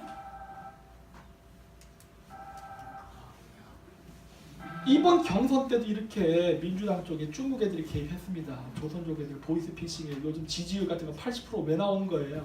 80% 왜 나올까요? 핸드폰 많이 쓰면 젊은 층들 지지 많이 한다 그러죠? 그래서 저기 민주당 쪽이 유리하고 일반 전화기, 집전화기 쓰면은 자유한국당이 유리하다는 얘기하죠? 반은 맞고 반은 틀립니다. 왠지 아십니까? 핸드폰 많이 쓰면요 민주당이 압도적으로 유리해요. 그건 젊은 애들이라서가 아니라 대포폰을 받았기 때문에 그래요. 왜 그런지 아세요? 서울시에서도 지금 추진하고 있는 게 뭡니까? 그 뭐지? 길거리에 그 뭐라 그러지? 그 잠자는 사람들? 노숙자들에게 그 전화기 마련해 주죠. 그 대포폰이에요. 그거 만들면 누가 가져가죠? 조선족들이. 그러니까 전화 오면은 뭐라고 할까요? 아, 우리는 민주당 지지자입니다. 이렇게 되는 거예요. 아시겠어요? 조선족들이 다 대답한다고. 등록은 한국인을 이용해요. 바로 노숙자들. 하지만 그 핸드폰의 실질적인 주인은 바로 조선족들이나 범죄 집단애들. 그리고 얘네들이 여론 조작할 때 저걸 갖고 하는 거예요. 그러니까 이상한 여론 결과가 나오는 거예요. 어떻게 80%가 나오냐는 거예요. 왜? 그건 당연하지. 대포폰에다가 전화하니까 당연히 그렇게 결과 나오죠. 보이스피싱 등등을 해갖고 다 갖고 있잖아요. 지금 모르셨죠 이런 거. 예? 예. 아내가 이러다 조선족한테 공격당할 것 같아요. 응? 그런 식으로 장난치고 있단 말이에요. 지금 우리나라 운동권 출신들이 시작만 했다면은 그런 짓을 합니다. 이게 다 이렇게 넘기는 거예요. 그러니까 중국 애들이 죄다 받는 거야 다. 그래서 이거 할 때에도 저기 써 있지만은 중국 거주 동포가 움직이면 사드 처리 가능하고 그거 한다. 어떻게? 투표권도 없는 조선족들이 우리나라 국내 정책을 좌지우지 흔들 수 있죠? 여론 조작으로. 이렇게 되는 거예요. 그 다음에 주한미군 철수시키고 한미동맹을 폐기해야 한다. 이렇게 얘기하죠. 미쳤죠. 왠지 아십니까? 한미동맹을 폐기하는 건요. 당장 북한을 경계하는 것도 있지만 일본을 견제하는 것도 있는 겁니다. 일본이 왜 우리한테 못 넘어옵니까? 우리나라가 일본이 우리를 무력으로 점령할 수는 없어도요. 경제로는 점령할 수 있어요. 우리나라 일본 돈 많이 얻었었습니다. 지금도. 우리나라 경제 자체가 일본 돈을 기반으로 성장해서 일본이 뒤틀어버리면 한국 경제 순식간에 무너뜨릴 수 있어요. 근데 못합니다. 왜? 미국 때문에. 아주 간단해요. 근데 미국을 발로 찬다고요? 와, 이런 미친놈을 만나요. 미국이 있는 거는 지금 북한이나 중국을 경계하는 것도 있지만 뒤쪽으로도 일본을 경계하는 방패막이에요. 근데 그 방패막을 스스로 없애겠다고? 이게 뭐하는 짓이야? 예? 제정신이 아니야. 진짜 김치 먹고 혼미한가요, 진짜. 어? 이 중국의 황고시보처럼. 어? 제정신이 아니죠, 지금. 자기를 보호하는 보호막을 스스로 걷어내겠다니. 어? 그리고 화웨이 투취입했죠. 저 화웨이가 어디 건지 아십니까? 화웨이 저거 주주가 누군지 아세요? 아세요? 화웨이라는 회사는 아십니까 혹시? 중국에? 여러분이 쓰시는 핸드폰에 들어가는 칩 다 화웨이 겁니다. SKT, KT, LG U+, 저기 중앙 서버 있죠? 그 여러분들 통화 기록되고 하는 거 그거 메인 서버에 들어가는 부품 다 화웨이 거예요. 화웨이의 주주 회장이 누군지 아십니까? 중화인민공화국 장군입니다. 모르셨죠? 아, 중화인민공화국? 중화인민 해방군이라고 하나? 하여튼 뭐라 부르죠? 걔네들. 맞아요. 중화인민공화국. 맞아요? 중국 군인이 관리하는 회사예요. 네? 저 심카드를 여러분 핸드폰에 끼워 넣으면 어떤 일이 벌어질까 생각하세요? 네? 다 해킹되고 있어요. 그거를 우리나라 사람들이 적극적으로 받아들이죠. 적극적으로. 그래서 우리나라의 모든 반도체를 화웨이로 갈아 낀 다음에 저 사람은 화웨이의 이사로 갑니다. 고액 연봉으로. 저건 뇌물 행위죠. 그리고 스파이 행위죠. 왜 체포 안 하죠? 우리나라는? 저건 완전히 역적질인데 저런 짓을 만약에 중국에서 했다 쳐보십시오. 죽였습니다. 왜 저런 걸 냅둘까? 이런 놈들이 한두 놈이 아니죠. 좀 우리나라에. 이런 식으로 매국행위를 하는. 뭐 정치인만 중국 돈 받아먹고 매국행위를 하는 게 아니에요. 경제인들도 마찬가지예요. 그리고 우리나라 또 아주 또 재밌는 얘기 또 하나 해드릴게요. 우리나라 정부가 중국과 관계 개선을 요구하면서 관광객들에 대해서 굉장히 민감하죠. 아, 중국 관광객들 안 온다. 아, 중국 관광객들 안 와서 경제가 안 살아난다 이러죠. 우리나라가 언제부터 중국 관광객을 받아서 경제 성장하던 나라였습니까? 그렇죠? 그 왜 우리나라에 지금 언론 지금 다 좌파들한테 장악됐죠? 지금 언론인가 이래들 다 지금 신문 기사 쓰잖아요. 그럼 걔네들이 왜 중국 관광객들에 연연할까 생각해 보신 적 있습니까? 왜 그럴까요? 생각해 본 적 있어요? 돈 때문입니다. 중국 애들이 외화 반출할 때 어떻게 하냐면 중국 애들은 무식하게 다 한 사람당 얼마 몇 천만 원씩 딱딱딱딱 줘가지고 그 손으로 들고 들어와요. 그런 돈들이 무진장 많아요. 돈 먹어야지. 또 그런 돈을 가지고 또 아주 마진이 많이 남는 많은 밀거래를 합니다. 예를 들어서 이런 거예요. 중국에서 뇌물을 줄 때 옛날에는 돈을 줬지만 지금은 돈을 주지 못합니다. 그래서 어떻게 뇌물을 주냐면요. 이 위스키를 사서 선생한테 줘요. 근데 이 선생은 위스키를 안 먹는 사람이잖아요. 그 영수증이 있죠? 영수증을 가지고 그대로 그 가게를 가요. 그럼 여기서 한 20% 수수료 떼고 80% 이거 위스키 가격의 값을 돈으로 돌려받습니다. 자, 국내에서 그렇게 하다가 문제가 생겼어요. 그럼 중국인들은 어떻게 할까요? 해외에서 그 짓을 하죠. 그럼 어떻게 이제 뇌물을 줘야 될까요? 한국에 와서 물건을 삽니다. 그리고 그걸 가지고 중국에 가요. 그래서 똑같은 방식으로 합니다. 국내에서 하던 거를 해외에서 하는 걸로 바꿔요. 주 거래처는 운동권 출신들이 하는데 왜 좌파가 돈이 많은지 아시겠죠? 태극기 부대 가난하죠? 그렇죠?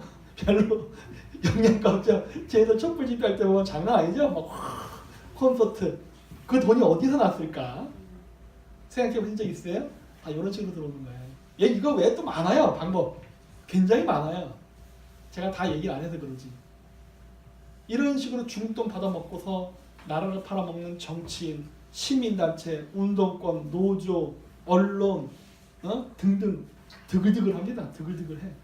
그러니까 우리나라가 지금 망하고 있는 거예요. 그러니 미국이 한국을 자주국가로 보겠습니까? 개똥집 당한 거예요. 그래서 화웨이가 우리나라 기술을 뺏어가지고 반도체를 만들고 핸드폰을 만들면서 삼성의 시장이 급격히 하락합니다. 그렇죠? 저렇게 된 거예요. 우리나라가 망했어요. 옛날 때는 중국에서 우리나라 핸드폰 시장이 우리가 1등이었어요. 그렇죠? 근데 화웨이가 이제 1등이야. 우리 거 기술 뺏어 먹은 다음에. 응? 근데 우리나라 정부는 침묵으로 가죠. 왜? 모든 게 돈으로 얽히면 이렇게 되는 거예요. 그리고 중국에 관광객들 많이 하니까 공항 파견한다. 왜 합니까? 네? 이게 바로 현대판 동학난이에요. 그렇죠? 조선의 농민들이 난을 일으키니 청나라를 끌어들이겠다. 그래서 난 일본 국가에 같이 넣어 청일전쟁이 되죠? 똑같은 거죠. 제주도에 중국인 관광객이 너무 많으니 중국인들을 공안을 집어넣어서 질서를 잡겠다. 이러한 발상이 나. 왜? 친중파가 되면 이러는 거예요. 친중파가 되면. 여러분들 미군 그건 똑같은 논리를 합시다. 이 논리라면은 우리가 서파 협정 있죠. 미군들이 우리나라에서 행패 많이 부린다며, 그렇죠? 술 먹고 여자들 강간하고 때리고 살인하고. 그럼 우리는 해결 방법을 어떻게 찾아야 되죠? 저 사고 방식이라면 미국 경찰 불러드려야겠네. 그럼 촛불 들고 미국 경찰 집어넣으라 하고 데모해야 될 텐데 왜 안 할까? 왜 똑같은 경우인데 중국하고 미국을 바라볼 때 태도가 이렇게 다를 수 있을까? 웃기는 짓이죠? 이 미국을 딱 예를 들니까 벌써 딱 들으면 거부가 뭐죠? 야 이런 주변 머리도 없고 줏대도 없는 놈하고. 근데 왜 중국을 거다 집어넣을 때는 그게 자연스럽게 받아들여질 거예요. 조선시대 500년 동안 우리가 뼛속까지 박힌 친중 노예 근성이 여기서 나오는 겁니다. 좌파 운동가들을 포함한 왜 5천만 국민들이 거기에 동의하냐는 거예요. 아직도 노예입니까? 예? 그런 노예의식을 가진 국가를 왜 자유민주주의 미국이 보호해줘야 되죠? 노예는 노예같이 다뤄야지. 이거 잘 생각해야 되는 거예요. 우리가 국제사회에서 그 정도의 능력이 안 되면은 우리는 대접 못 받아요. 반도체 요즘 적폐청산한다 그러죠? 뭐 별의별 거 다 하죠. 요즘 우리나라 아십니까? 입법사법 행정부 3권 분립돼 있죠? 그 위에 최고 기관이 뭡니까? 요즘 위원회 생겼죠? 위원회. 북한 진짜. 전부 위원회가 생겨서 걔네들이 관리를 해요. 운동권 출신들. 전문가도 아니에요. 그런 애들이 들어와서 모든 걸 국방산업까지도 우리나라 차세대 무기 개발까지도 위원회가 결정합니다. 걔들이 알아 무기를? 이거 완전 나라를 말아먹으려고 하는 거죠 지금. 그런데도 왜 국민들은 반응을 안 할까? 그렇죠? 왜 반응을 안 할까요? 언론 때문에 그래요. 언론 때문에 그렇다도 아름아름 아는 사람들이 있는데 왜 여기에 대해서 자각을 못해? 이건 근데 내가 이 얘기를 왜 하냐면 어저께도 제가 카자사에서 또 댓글 배틀을 했거든요. 아무리 얘기를 해도요 들으려 하질 않더라고요. 야 이거 문제 있다 생각 안 해? 이거 문제잖아. 뭐 미국이 이랬다고 생각해봐. 근데 그리고 적폐청산을 해야 되고 부정부패를 없애. 누가 부정부패 없애지 말겠어? 부정부패를 없애자고 하는 거는 당연한 건데 지금 이 부정부패를 한다고 하면서 지금 얘들이 하는 짓을 보라는 거예요. 국정원의 문제 있을 수도 있죠. 절대 권력 휘두르다 보면은. 근데 왜 그 문제를 다 까발리면서 하죠? 여러분 정보기관에서는요 원래 공작하라고 있는 게 정보기관이에요. 그렇죠? 미국에서 그 얘기했죠. 인터뷰. 미국에서 그러니까 그 서방 언론에서 어떤 기자가 그랬잖아요. 왜 미국은 남이 나라 지도자를 몰래 도청하는 그런 부도덕한 짓을 합니까? 그러니까 그 사람이 뭐라 그래요? 그건 정보기관이 남이 나라 대통령 도청하는 게 이상해? 그러잖아요. 그러면 정보기관은 일하지 말까? 이거랑 똑같은 거거든요. 물론 불법이겠죠. 그게. 하지만 하는 겁니다. 왜? 안보를 위해서 하는 거예요. 그렇죠? 그거를 법리적 해석을 한다? 그럼 다 나쁜 놈이지. 그럼 전쟁하지 말까? 여러분 첩보전 왜 하는 줄 아십니까? 정규전을 안 하려고 첩보전 하는 겁니다. 정규전을 하게 되면은 민간 시민들이 죽지요. 여자들이 죽고 애들이 제일 피해 보잖아요. 그래서 정규전으로 가는 걸 막기 위해서 하는 게 첩보전이에요. 첩보전은 핵심 인사들 딱딱 자르면서 전쟁을 방지하는 게 첩보전입니다. 첩보전에는 당연히 공작이 들어가는 거예요. 공작은 불법일 수도 있어요. 그걸 해야서 더 큰 피해를 막는 게 공작전이고 첩보전이에요. 그럼 하지 말아요? 근데 적폐청산한테부터 다까지 주죠. 그래서 우리 사람들의 요원, 이름, 명단, 주소, 공작, 어떠한 일을 했나 다 까발리죠. 나라 망하게 하려고 하는 거예요 지금. 미국이 그러는 거 봤어요? 아니면 중국이 그러는 걸 봤어요? 아니면 러시아가 그러는 걸 봤어요? 정치 싸움을 하려면 니들끼리 해라 해요. 그렇죠? 왜 이런 식으로 하죠? 누구 좋으라고 이 짓을 할까요? 누구 좋으라고. 그리고 이 삼성 반도체도 나왔지만 뭐 삼성 뭐 박근혜 대통령이랑 뭐 비리 관계 캐겠다고 막 조사했죠? 그래서 결국 까발린 게 뭐예요? 삼성 반도체 제조 공정이죠. 그거 기업 1급 기밀이죠. 그거 왜 공개하죠? 그 누구 좋으라고 그 짓을 할까? 중국. 중국도 좋고 북한도 좋습니다. 해킹에 도움이 되거든요. 네. 이런 것들을 보라는 거예요. 이상하지 않냐예요. 아 누가 정리하지 말래? 부패? 정리해야 돼. 그리고 정권을 잡으면 자기 사람 씹고자 하는 거? 아 당연히 있을 수 있어요. 자기 사람을 심어야 정치가 더 원활할 테니까 다 좋아. 근데 왜 이런 식으로 하냐는 거예요. 왜? 이렇게 하면은 우리의 국익에 심각한 훼손이 될 텐데 왜 이거를 갖다 이상하게 국민들은 생각을 안 하냐는 거예요. 에? 이런 거를 문제 삼으면 그래요. 당신 뭐지? 뭐라고 할까? 뭐 틀딱? 뭐 박사 뭐 이런 소리 한다고서 이게 대가리가 안 돌아가는 거예요. 대가리가. 이 그림이 이상하게 안 보이냐는 거예요. 근데 안 보려고 그래요. 쟤네들은 부패 세력이에요. 아 누가 부패 안 했대. 그 니들은 깨끗해? 난 그 얘기하고 싶은 거예요. 정치를 하다 보면 그런 일들이 발생하거든요. 응? 적당한 선에서 해야지. 이렇게 넘어가고 하면 나중에 5년 뒤에 어떤 제가 후보골 맞으려 자꾸 이 짓을 하니까 진짜 이해가 안 된다는 거예요. 정치 오래 가는 거거든요. 길게 봐야지. 응? 네, 굉장히 위험한 짓을 하고 있죠 지금. 자신들의 정치적 생명을 위험하는 걸로 끝나는 게 아니라 우리나라의 존립 기반을 흔들고 있어요 지금. 국방부 기밀 다 노출시키고. 어? 이러면 우리나라 망합니다. 진짜 망해요. 가스라테프트 밀약은 다시 생기는 거예요. 제2의 가스라테프트 밀약이 생기는 겁니다. 왜? 고종이 아간 파천을 했듯이 우리가 지금 친중으로 기울고 있죠. 지금 태평양 연안에 아까 그 전쟁이 왜 일어나는 거예요? 중국의 팽창을 막기 위해서 미국, 일본, 오스트리아, 영국 등등의 연합국이 지금 힘을 합치는 거란 말이에요. 그래서 바다는 일본을 통해 막게 하고 대륙은 한국을 통해서 견제하려고 하는데 한국이 저쪽 편으로 간다? 그러면 어떻게 되는 거예요? 카스라테프트 밀약이 생기는 거죠. 그렇죠? 나중에 우리가 이렇게 병신같이 뻘짓하고서 나중에 일본군이 들어온다든가 미국이 들어오면 또 일본 제국주의자들, 미국 제국주의자들이 결국 자신들의 침략의 야욕을 드러냈다. 우리는 또 희생양이야. 우리 같이 억울한 나라 또 생겼어. 비극이 다시 발생했어. 국민들이여 일어나라. 그리고 동학군처럼 다 기관총 앞에서 죽겠죠. 옛날 때 동학군들이 무슨 짓을 했습니까? 에? 가슴에다가 부적 붙이면 총알이 안 맞을 거라는 헛된 그런 생각 갖고 있었죠? 에? 제발 현실을 보라는 거예요. 현실. 에? 그거 조선시대 때 통할 수도 있어요. 왜? 화살은 바람의 영향을 받으니까 효과 있다고 했지만 총알은 요즘 미사일도 몇백 킬로미터 나가서 오차율이 30cm라면서요. 안 빗나가요. 그러한 사고방식을 가지면 큰일 납니다. 근데 또 그러고 있어 또. 왜? 과거의 실패 사례를 정확하게 분석 안 했기 때문에. 그리고 지금 이제 외국인들에게 정당 가입 허용법을 한대요. 외국인들 정당에 가입해도 된답니다. 누구 마음대로. 저런 거 해주는 나라가 있나요? 나는 없는 걸로 알고 있는데. 예? 그리고 이거 김치 먹고 혼미한가 이런 얘기를 하는데 우리는 찍소리도 안 합니다. 왜 중국 대사관에 가서 데모 안 하지? 인권단체들, 좌파애들. 아베 신조가 만약에 얘기했다면 일본 대사가 나쁜 불이 났겠죠. 소녀상이 막 아마 100만 대군으로 나열해서 아마 생겼을 겁니다. 그렇죠? 막 노란 리본 달고 난리가 났겠죠. 근데 왜 중국 대사관에는 저 항의를 안 하죠? 왜 시민단체는 입 다물고 있죠? 다 이거죠, 이거. 돈.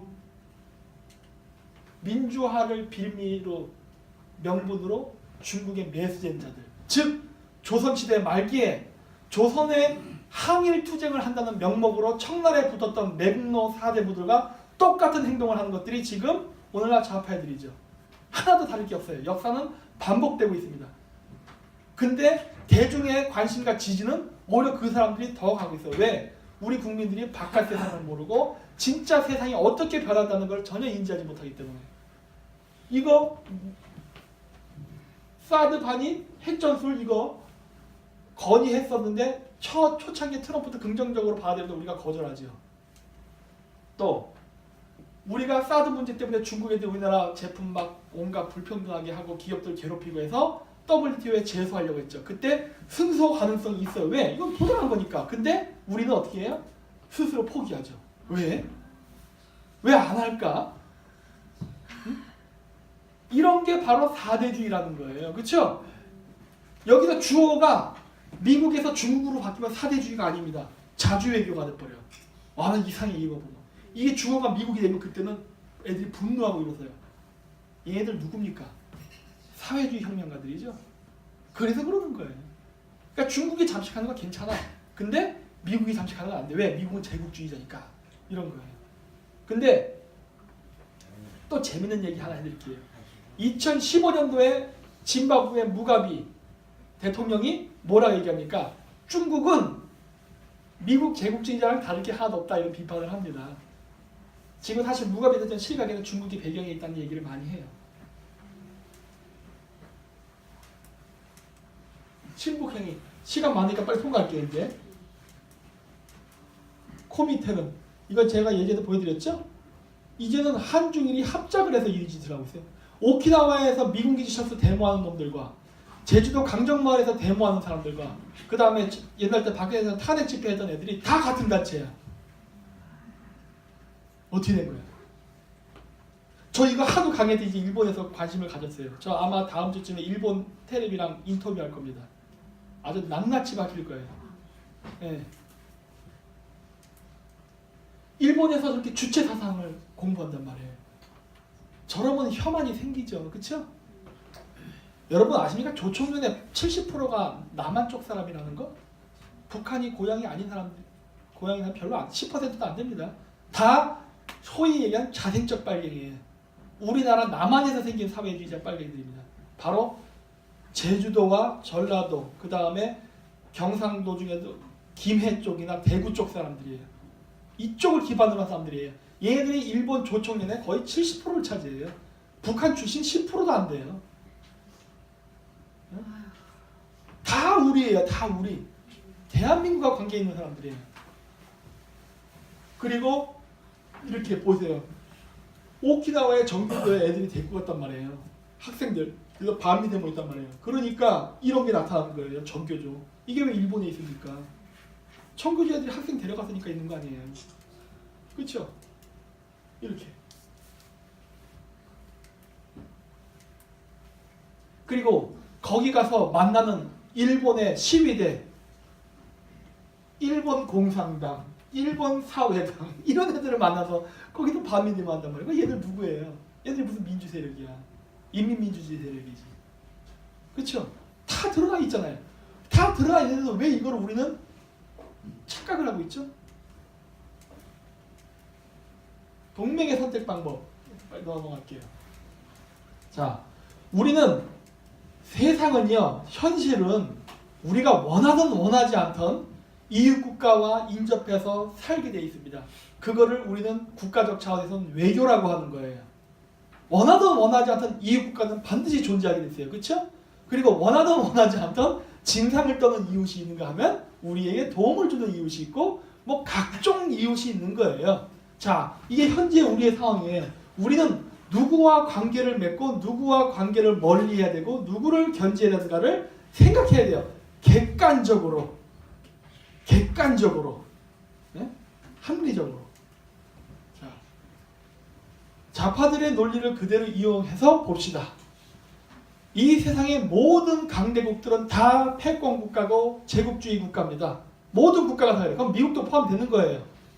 자, 모든 나라는 제국주의화, 즉 강대국이 되는 과정에서 당연히 이웃 국가를 침략하고 죽이고 자신들의 세력을 확장했어요.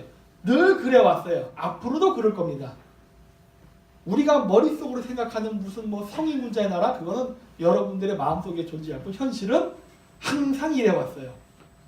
알렉산더, 징기스칸, 히틀러, 나폴레옹 누가 됐던 간에 늘 그래왔죠.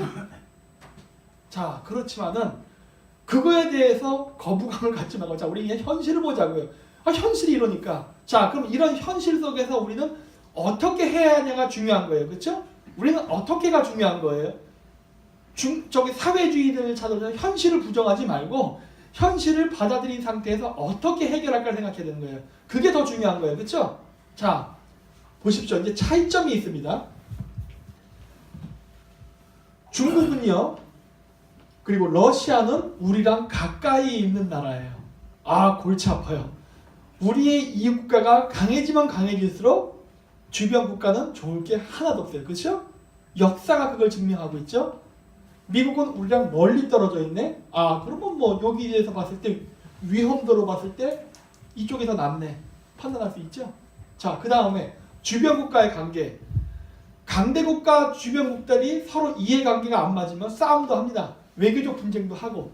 근데 그 분쟁을 해결하는 방법이 중국이나 러시아는요, 바로 무력으로 돌아가요. 그냥. 그렇죠? 우크라이나 사태 보십시오. 그 다음에 중국이 지금 한국한테 했던 사태 보세요. 사드 문제는 어떤 짓을 했는지 대놓고 하죠. 지금 문재인 대통령이 엄청난 외교적 딜레를 이번에 했죠. 트럼프 방한 기간 동안에.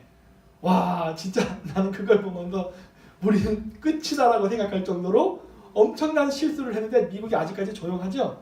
물론 미국이 조용하진 않아요. 지금 준비하고 있습니다. 한국이 엄청난 지금 금융폭탄과 경제보복을 준비하고 있어요. 하지만 어쨌든 미국은 절차를 밟아요. 그리고 경고를 합니다. 이런 절차가 들어가고 그 다음에 죽일 때는 가차 없어요. 어쨌든 이런 식으로 대화를 하고 협력을 요구한단 말이에요. 근데 앞에 국가는 그런 거 없이 그냥 바로 본론으로 들어가요. 그럼 이 부분이 그래도 좀 더 부드럽네. 이쪽이 낫네. 또 하나 볼까요? 분쟁 해결 방법 이미 얘기해서 통과. 이민 정책. 아메리칸 타운 있습니까? 전 세계에? 없어요. 미군 기지는 있어요. 물론 미군 기지 안에 아메리칸 타운은 있죠. 근데 그 인구가 증가하거나 뭐 여러분들의 경제를 뺏어 먹진 않죠. 거기 아메리칸 타운이 생겨서 여러분들이 뭐 신발을 만든다거나 테레비를 만들 때 아메리칸 타운, 미군 기지 안에 아메리칸 타운이 막 물건을 제조해서 판매해서 여러분들의 무슨 뭐 일자리나 사업을 빼앗진 않죠. 오히려 군대다 보니까 소비를 하기 때문에 미군 기지 주변에 술집이 생기고 소비가 발생하고 그러죠. 맨날 미군 철수해라 데모했다 진짜 미국인 철수하니까 나중에 막 주변 상권에서 난리가 났죠. 가면 안 돼 막 그러죠. 왜? 먹고 나갔거든 그걸로. 그렇죠? 득이 되면 득이 됐지 손해 본 적은 없어요. 러시아는 어떨까요? 러시아는 이제 인구가 감소하는 나라예요. 러시아 타운? 뭐 있긴 있습니다. 미국 가면은. 그렇지만은 막 그런 거 없어요. 뭐 있어봐야 뭐 몇 명 안 돼요. 그리고 차이나타운 어때요? 없는 데가 없죠. 저 차이나타운이 그냥 차이나타운만 생기면 좋은데 그렇지가 않죠. 중국의 차이나타운 정책 어떻게 하냐? 지금 뭐 우리나라 관광객들 온다고 좋아하는데 중국에 쓰는 꼼수 중에 하나가 뭐냐면 중국 부자들이 돈을 한국에 갖고 와서 부동산을 삽니다. 대표적인 평택 차이나타운이에요. 저 중국 부자들, 중국 공산당 정부 공안들이 공작금을 가져다가 지금 거대한 차이나타운을 짓고 저 도시에서 비즈니스 활동을 합니다. 근데 여러분 그거 아십니까? 해외여행할 때 차이나타운 가면은 가장 음식이 싸다는 거 인지하셨어요? 젊은 분들 해외 가시면 다 아실 거예요. 가장 싼 음식을 먹고 싶으면 차이나타운 가면 쌉니다. 어느 나라를 가도. 그거 왜 싼 줄 아십니까? 인건비가 제로에 가깝기 때문에 그래요. 중국 부자들이 저렇게 차이나타운을 만들고 이제 건물주가 되고 이제 소유주가 되면은 거기다 미리국 중국인들을 끌어들입니다. 걔네들은 밥 세 끼만 먹으면 감지덕지 애들이에요. 왜? 한자냐 정책 때문에 두째, 셋째가 되는 검은 아이들이 있거든요. 얘들은 중국에서 살 수 없어요.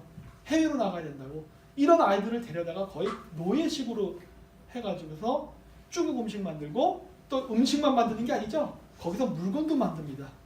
그러니까 어떻게 돼요? 차이나타운이 생기면은 차이나타운 주변의 상권과 산업이 다 무너집니다. 왜? 가격 경쟁이 안 되니까. 그런데 평택 차이나타운을 그렇게 전 세계에서 가장 큰 평택 차이나타운을 지면은 우리나라 제조업은 어떻게 될까요? 그거 왜 할까요 그러면?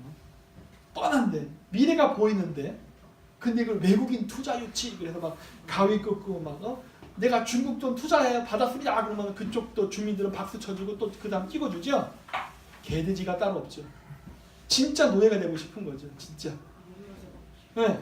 자기가 물건을 만들어서 자기가 그 자영업을 하던 크던 작던 자기가 주체적으로 자주적으로 사업을 하면 안 돼요?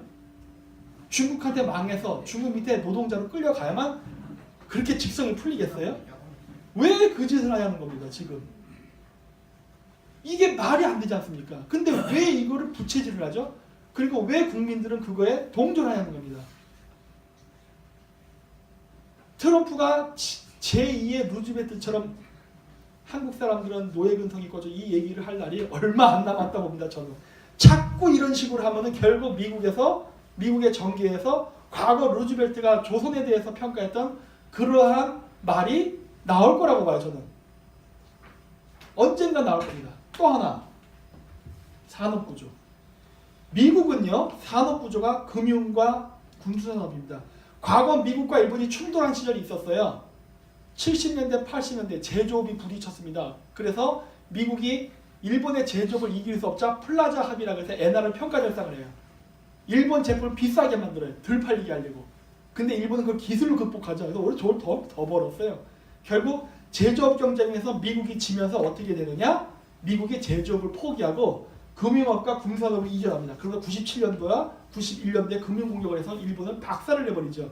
어쨌든 뭐 그런 일들이 있었는데 결론은 뭐냐?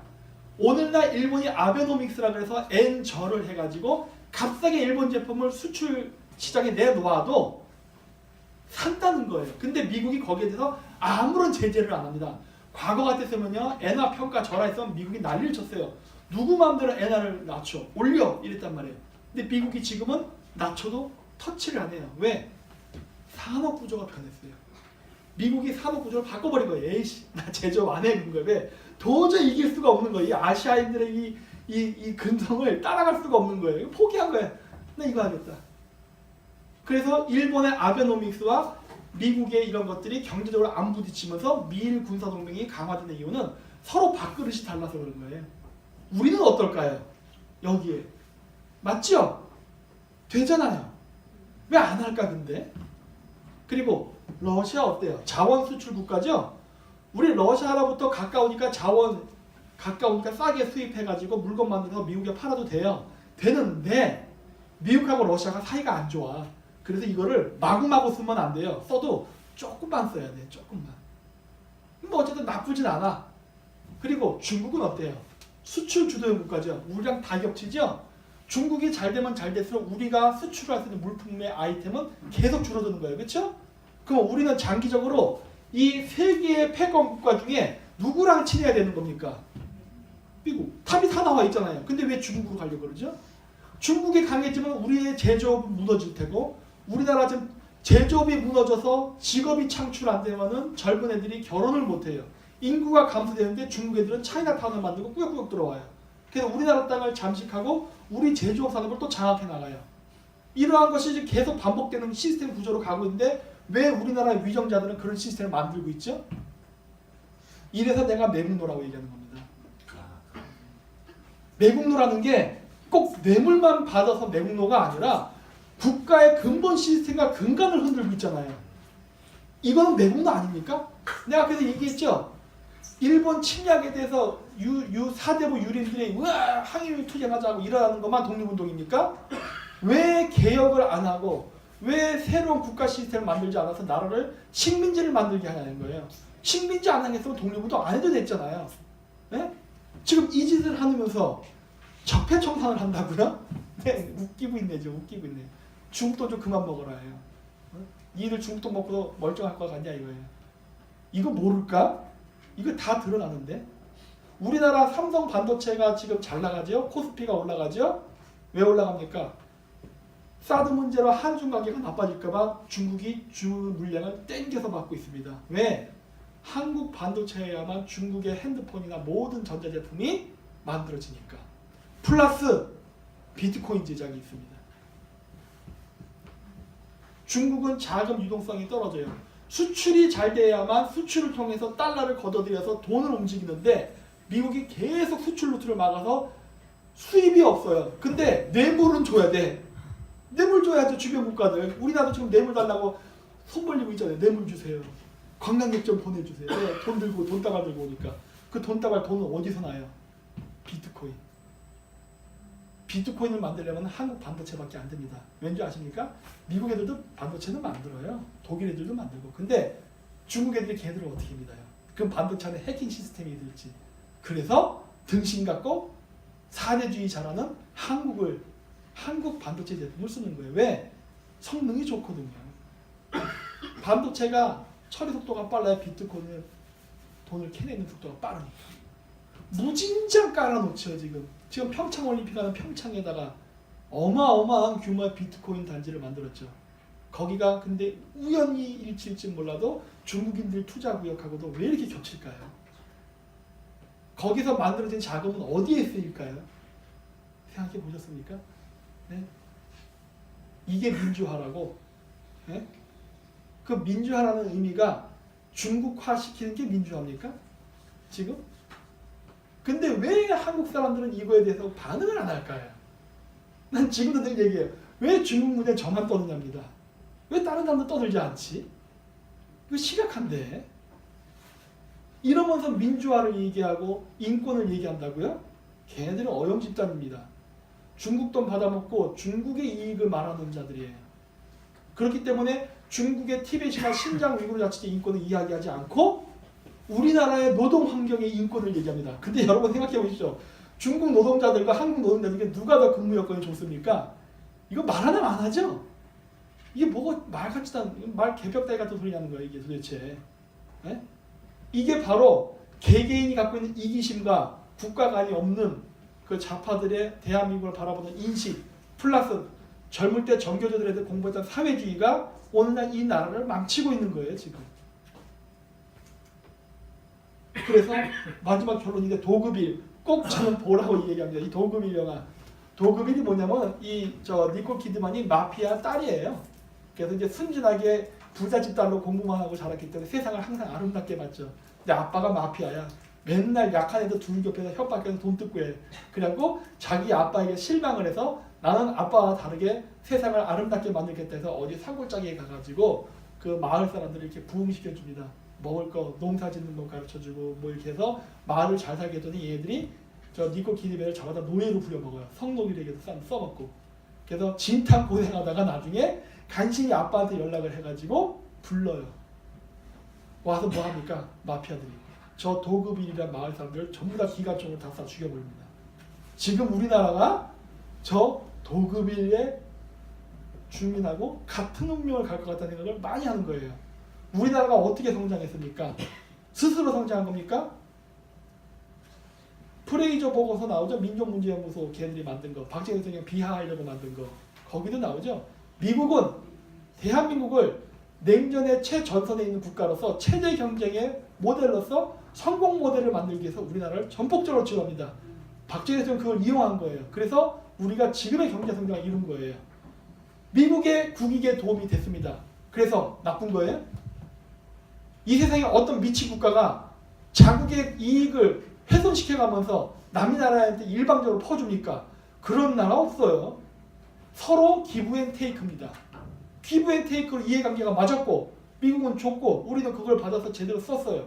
우리도 좋고 미국도 좋았던 거예요. 뭐가 나빠요? 원래 그런 거지 국제관계라는 게. 예? 이게 부당한 겁니까? 뭔가 이상한 생각을 하고 있다는 거예요. 중국 돈 받아먹는 건 괜찮고 미국 돈 받아먹는 건 안 되는 거예요? 최소 우리는 미국 돈 받았을 때 뭐 했습니까? 제조업 육성시켜서 취업을 창출시켰어요. 지금 이 정권이 중국 돈 받아먹고 하는 게 뭐예요? 비트코인, 투기, 금융, 부동산 이런 것만 하고 있잖아요. 취업 창출하고 도움이 연결됩니까? 하나도 안 되잖아요. 이런 거 하는 거는 좋은 거예요? 예? 이 사람들이 친일 프레임에 빠져가지고 친중을 하는 거에 대해서는 바라보질 않고 있어요. 예? 과거에 우리가 친일파들에게 당해서 나라가 뺏겼다면은 지금 우리나라는 친중파들 때는 나라를 뺏기게 생겼는데 왜 지금 현재를 안 바라보려고 그러죠? 과거 일본의 친일 세력들에 의해서 우리가 식민지를 당했던 거는 과거의 일이라면은 친중파들에 의해서 우리가 지금 중국의 식민지를 당하려고 하는 이 위기는 현재의 일이에요. 우리의 일이에요. 지금. 근데 간 거는 불구경하는 미친 거죠. 이러한 국민성을 가진 나라를 왜 미국이 도와야 될까요? 언젠가 저는 트럼프가 연설할 때 루즈벨트의 말을 인용할 날이 올 거라고 봅니다. 이렇게 우리가 계속 해나간다면 정권은 그럴 수 있다 쳐요. 그러면 국민은 왜 그러는 겁니까? 그러면 그 나라는 뿌리채 다 썩은 거예요. 그러면은 그때는 구제 방법이 없게 되는 겁니다. 따라서 여기 계신 분들도 많이 있지만은 그 보수적 사람들도 변해야 됩니다. 부정부패는 당연히 없애야 되는 건 기본이고요. 그냥 무조건 뭉치려 하지 마시고 전략적인 사고방식이 있어야 되고 그리고 이러한 것들을 논리적으로 풀어낼 수 있는 지식이 있어야 돼요. 그게 없으면은 밀립니다. 저런 진짜 허접한 100년 된 사회주의의 이론에 대항을 못해서 이렇게 밀릴 수가 있냐는 거예요. 저 막시즘 보면 진짜 허접하기가 그지없거든요. 온통 허점투성이. 그런 허점투성이 이론을 반박을 못하고 이렇게 밀렸다는 게 어떻게 말이 하는 거예요. 우리는 현실적으로 보니 경제적 불안한 게 결과로서 존재하는데 이거는 우리가 너무 게을렀다고밖에 볼 수가 없습니다. 따라서 앞으로 우리는 이런 것들을 많이 계몽해야 되고요. 사실 더욱더 많은 젊은 사람들을 끌어들여서 이러한 교육을 시키고 우리가 시선을 띄게끔 하는데 많은 시간과 노력을 진짜 아끼지 말아야 됩니다. 네, 마치도록 하겠습니다.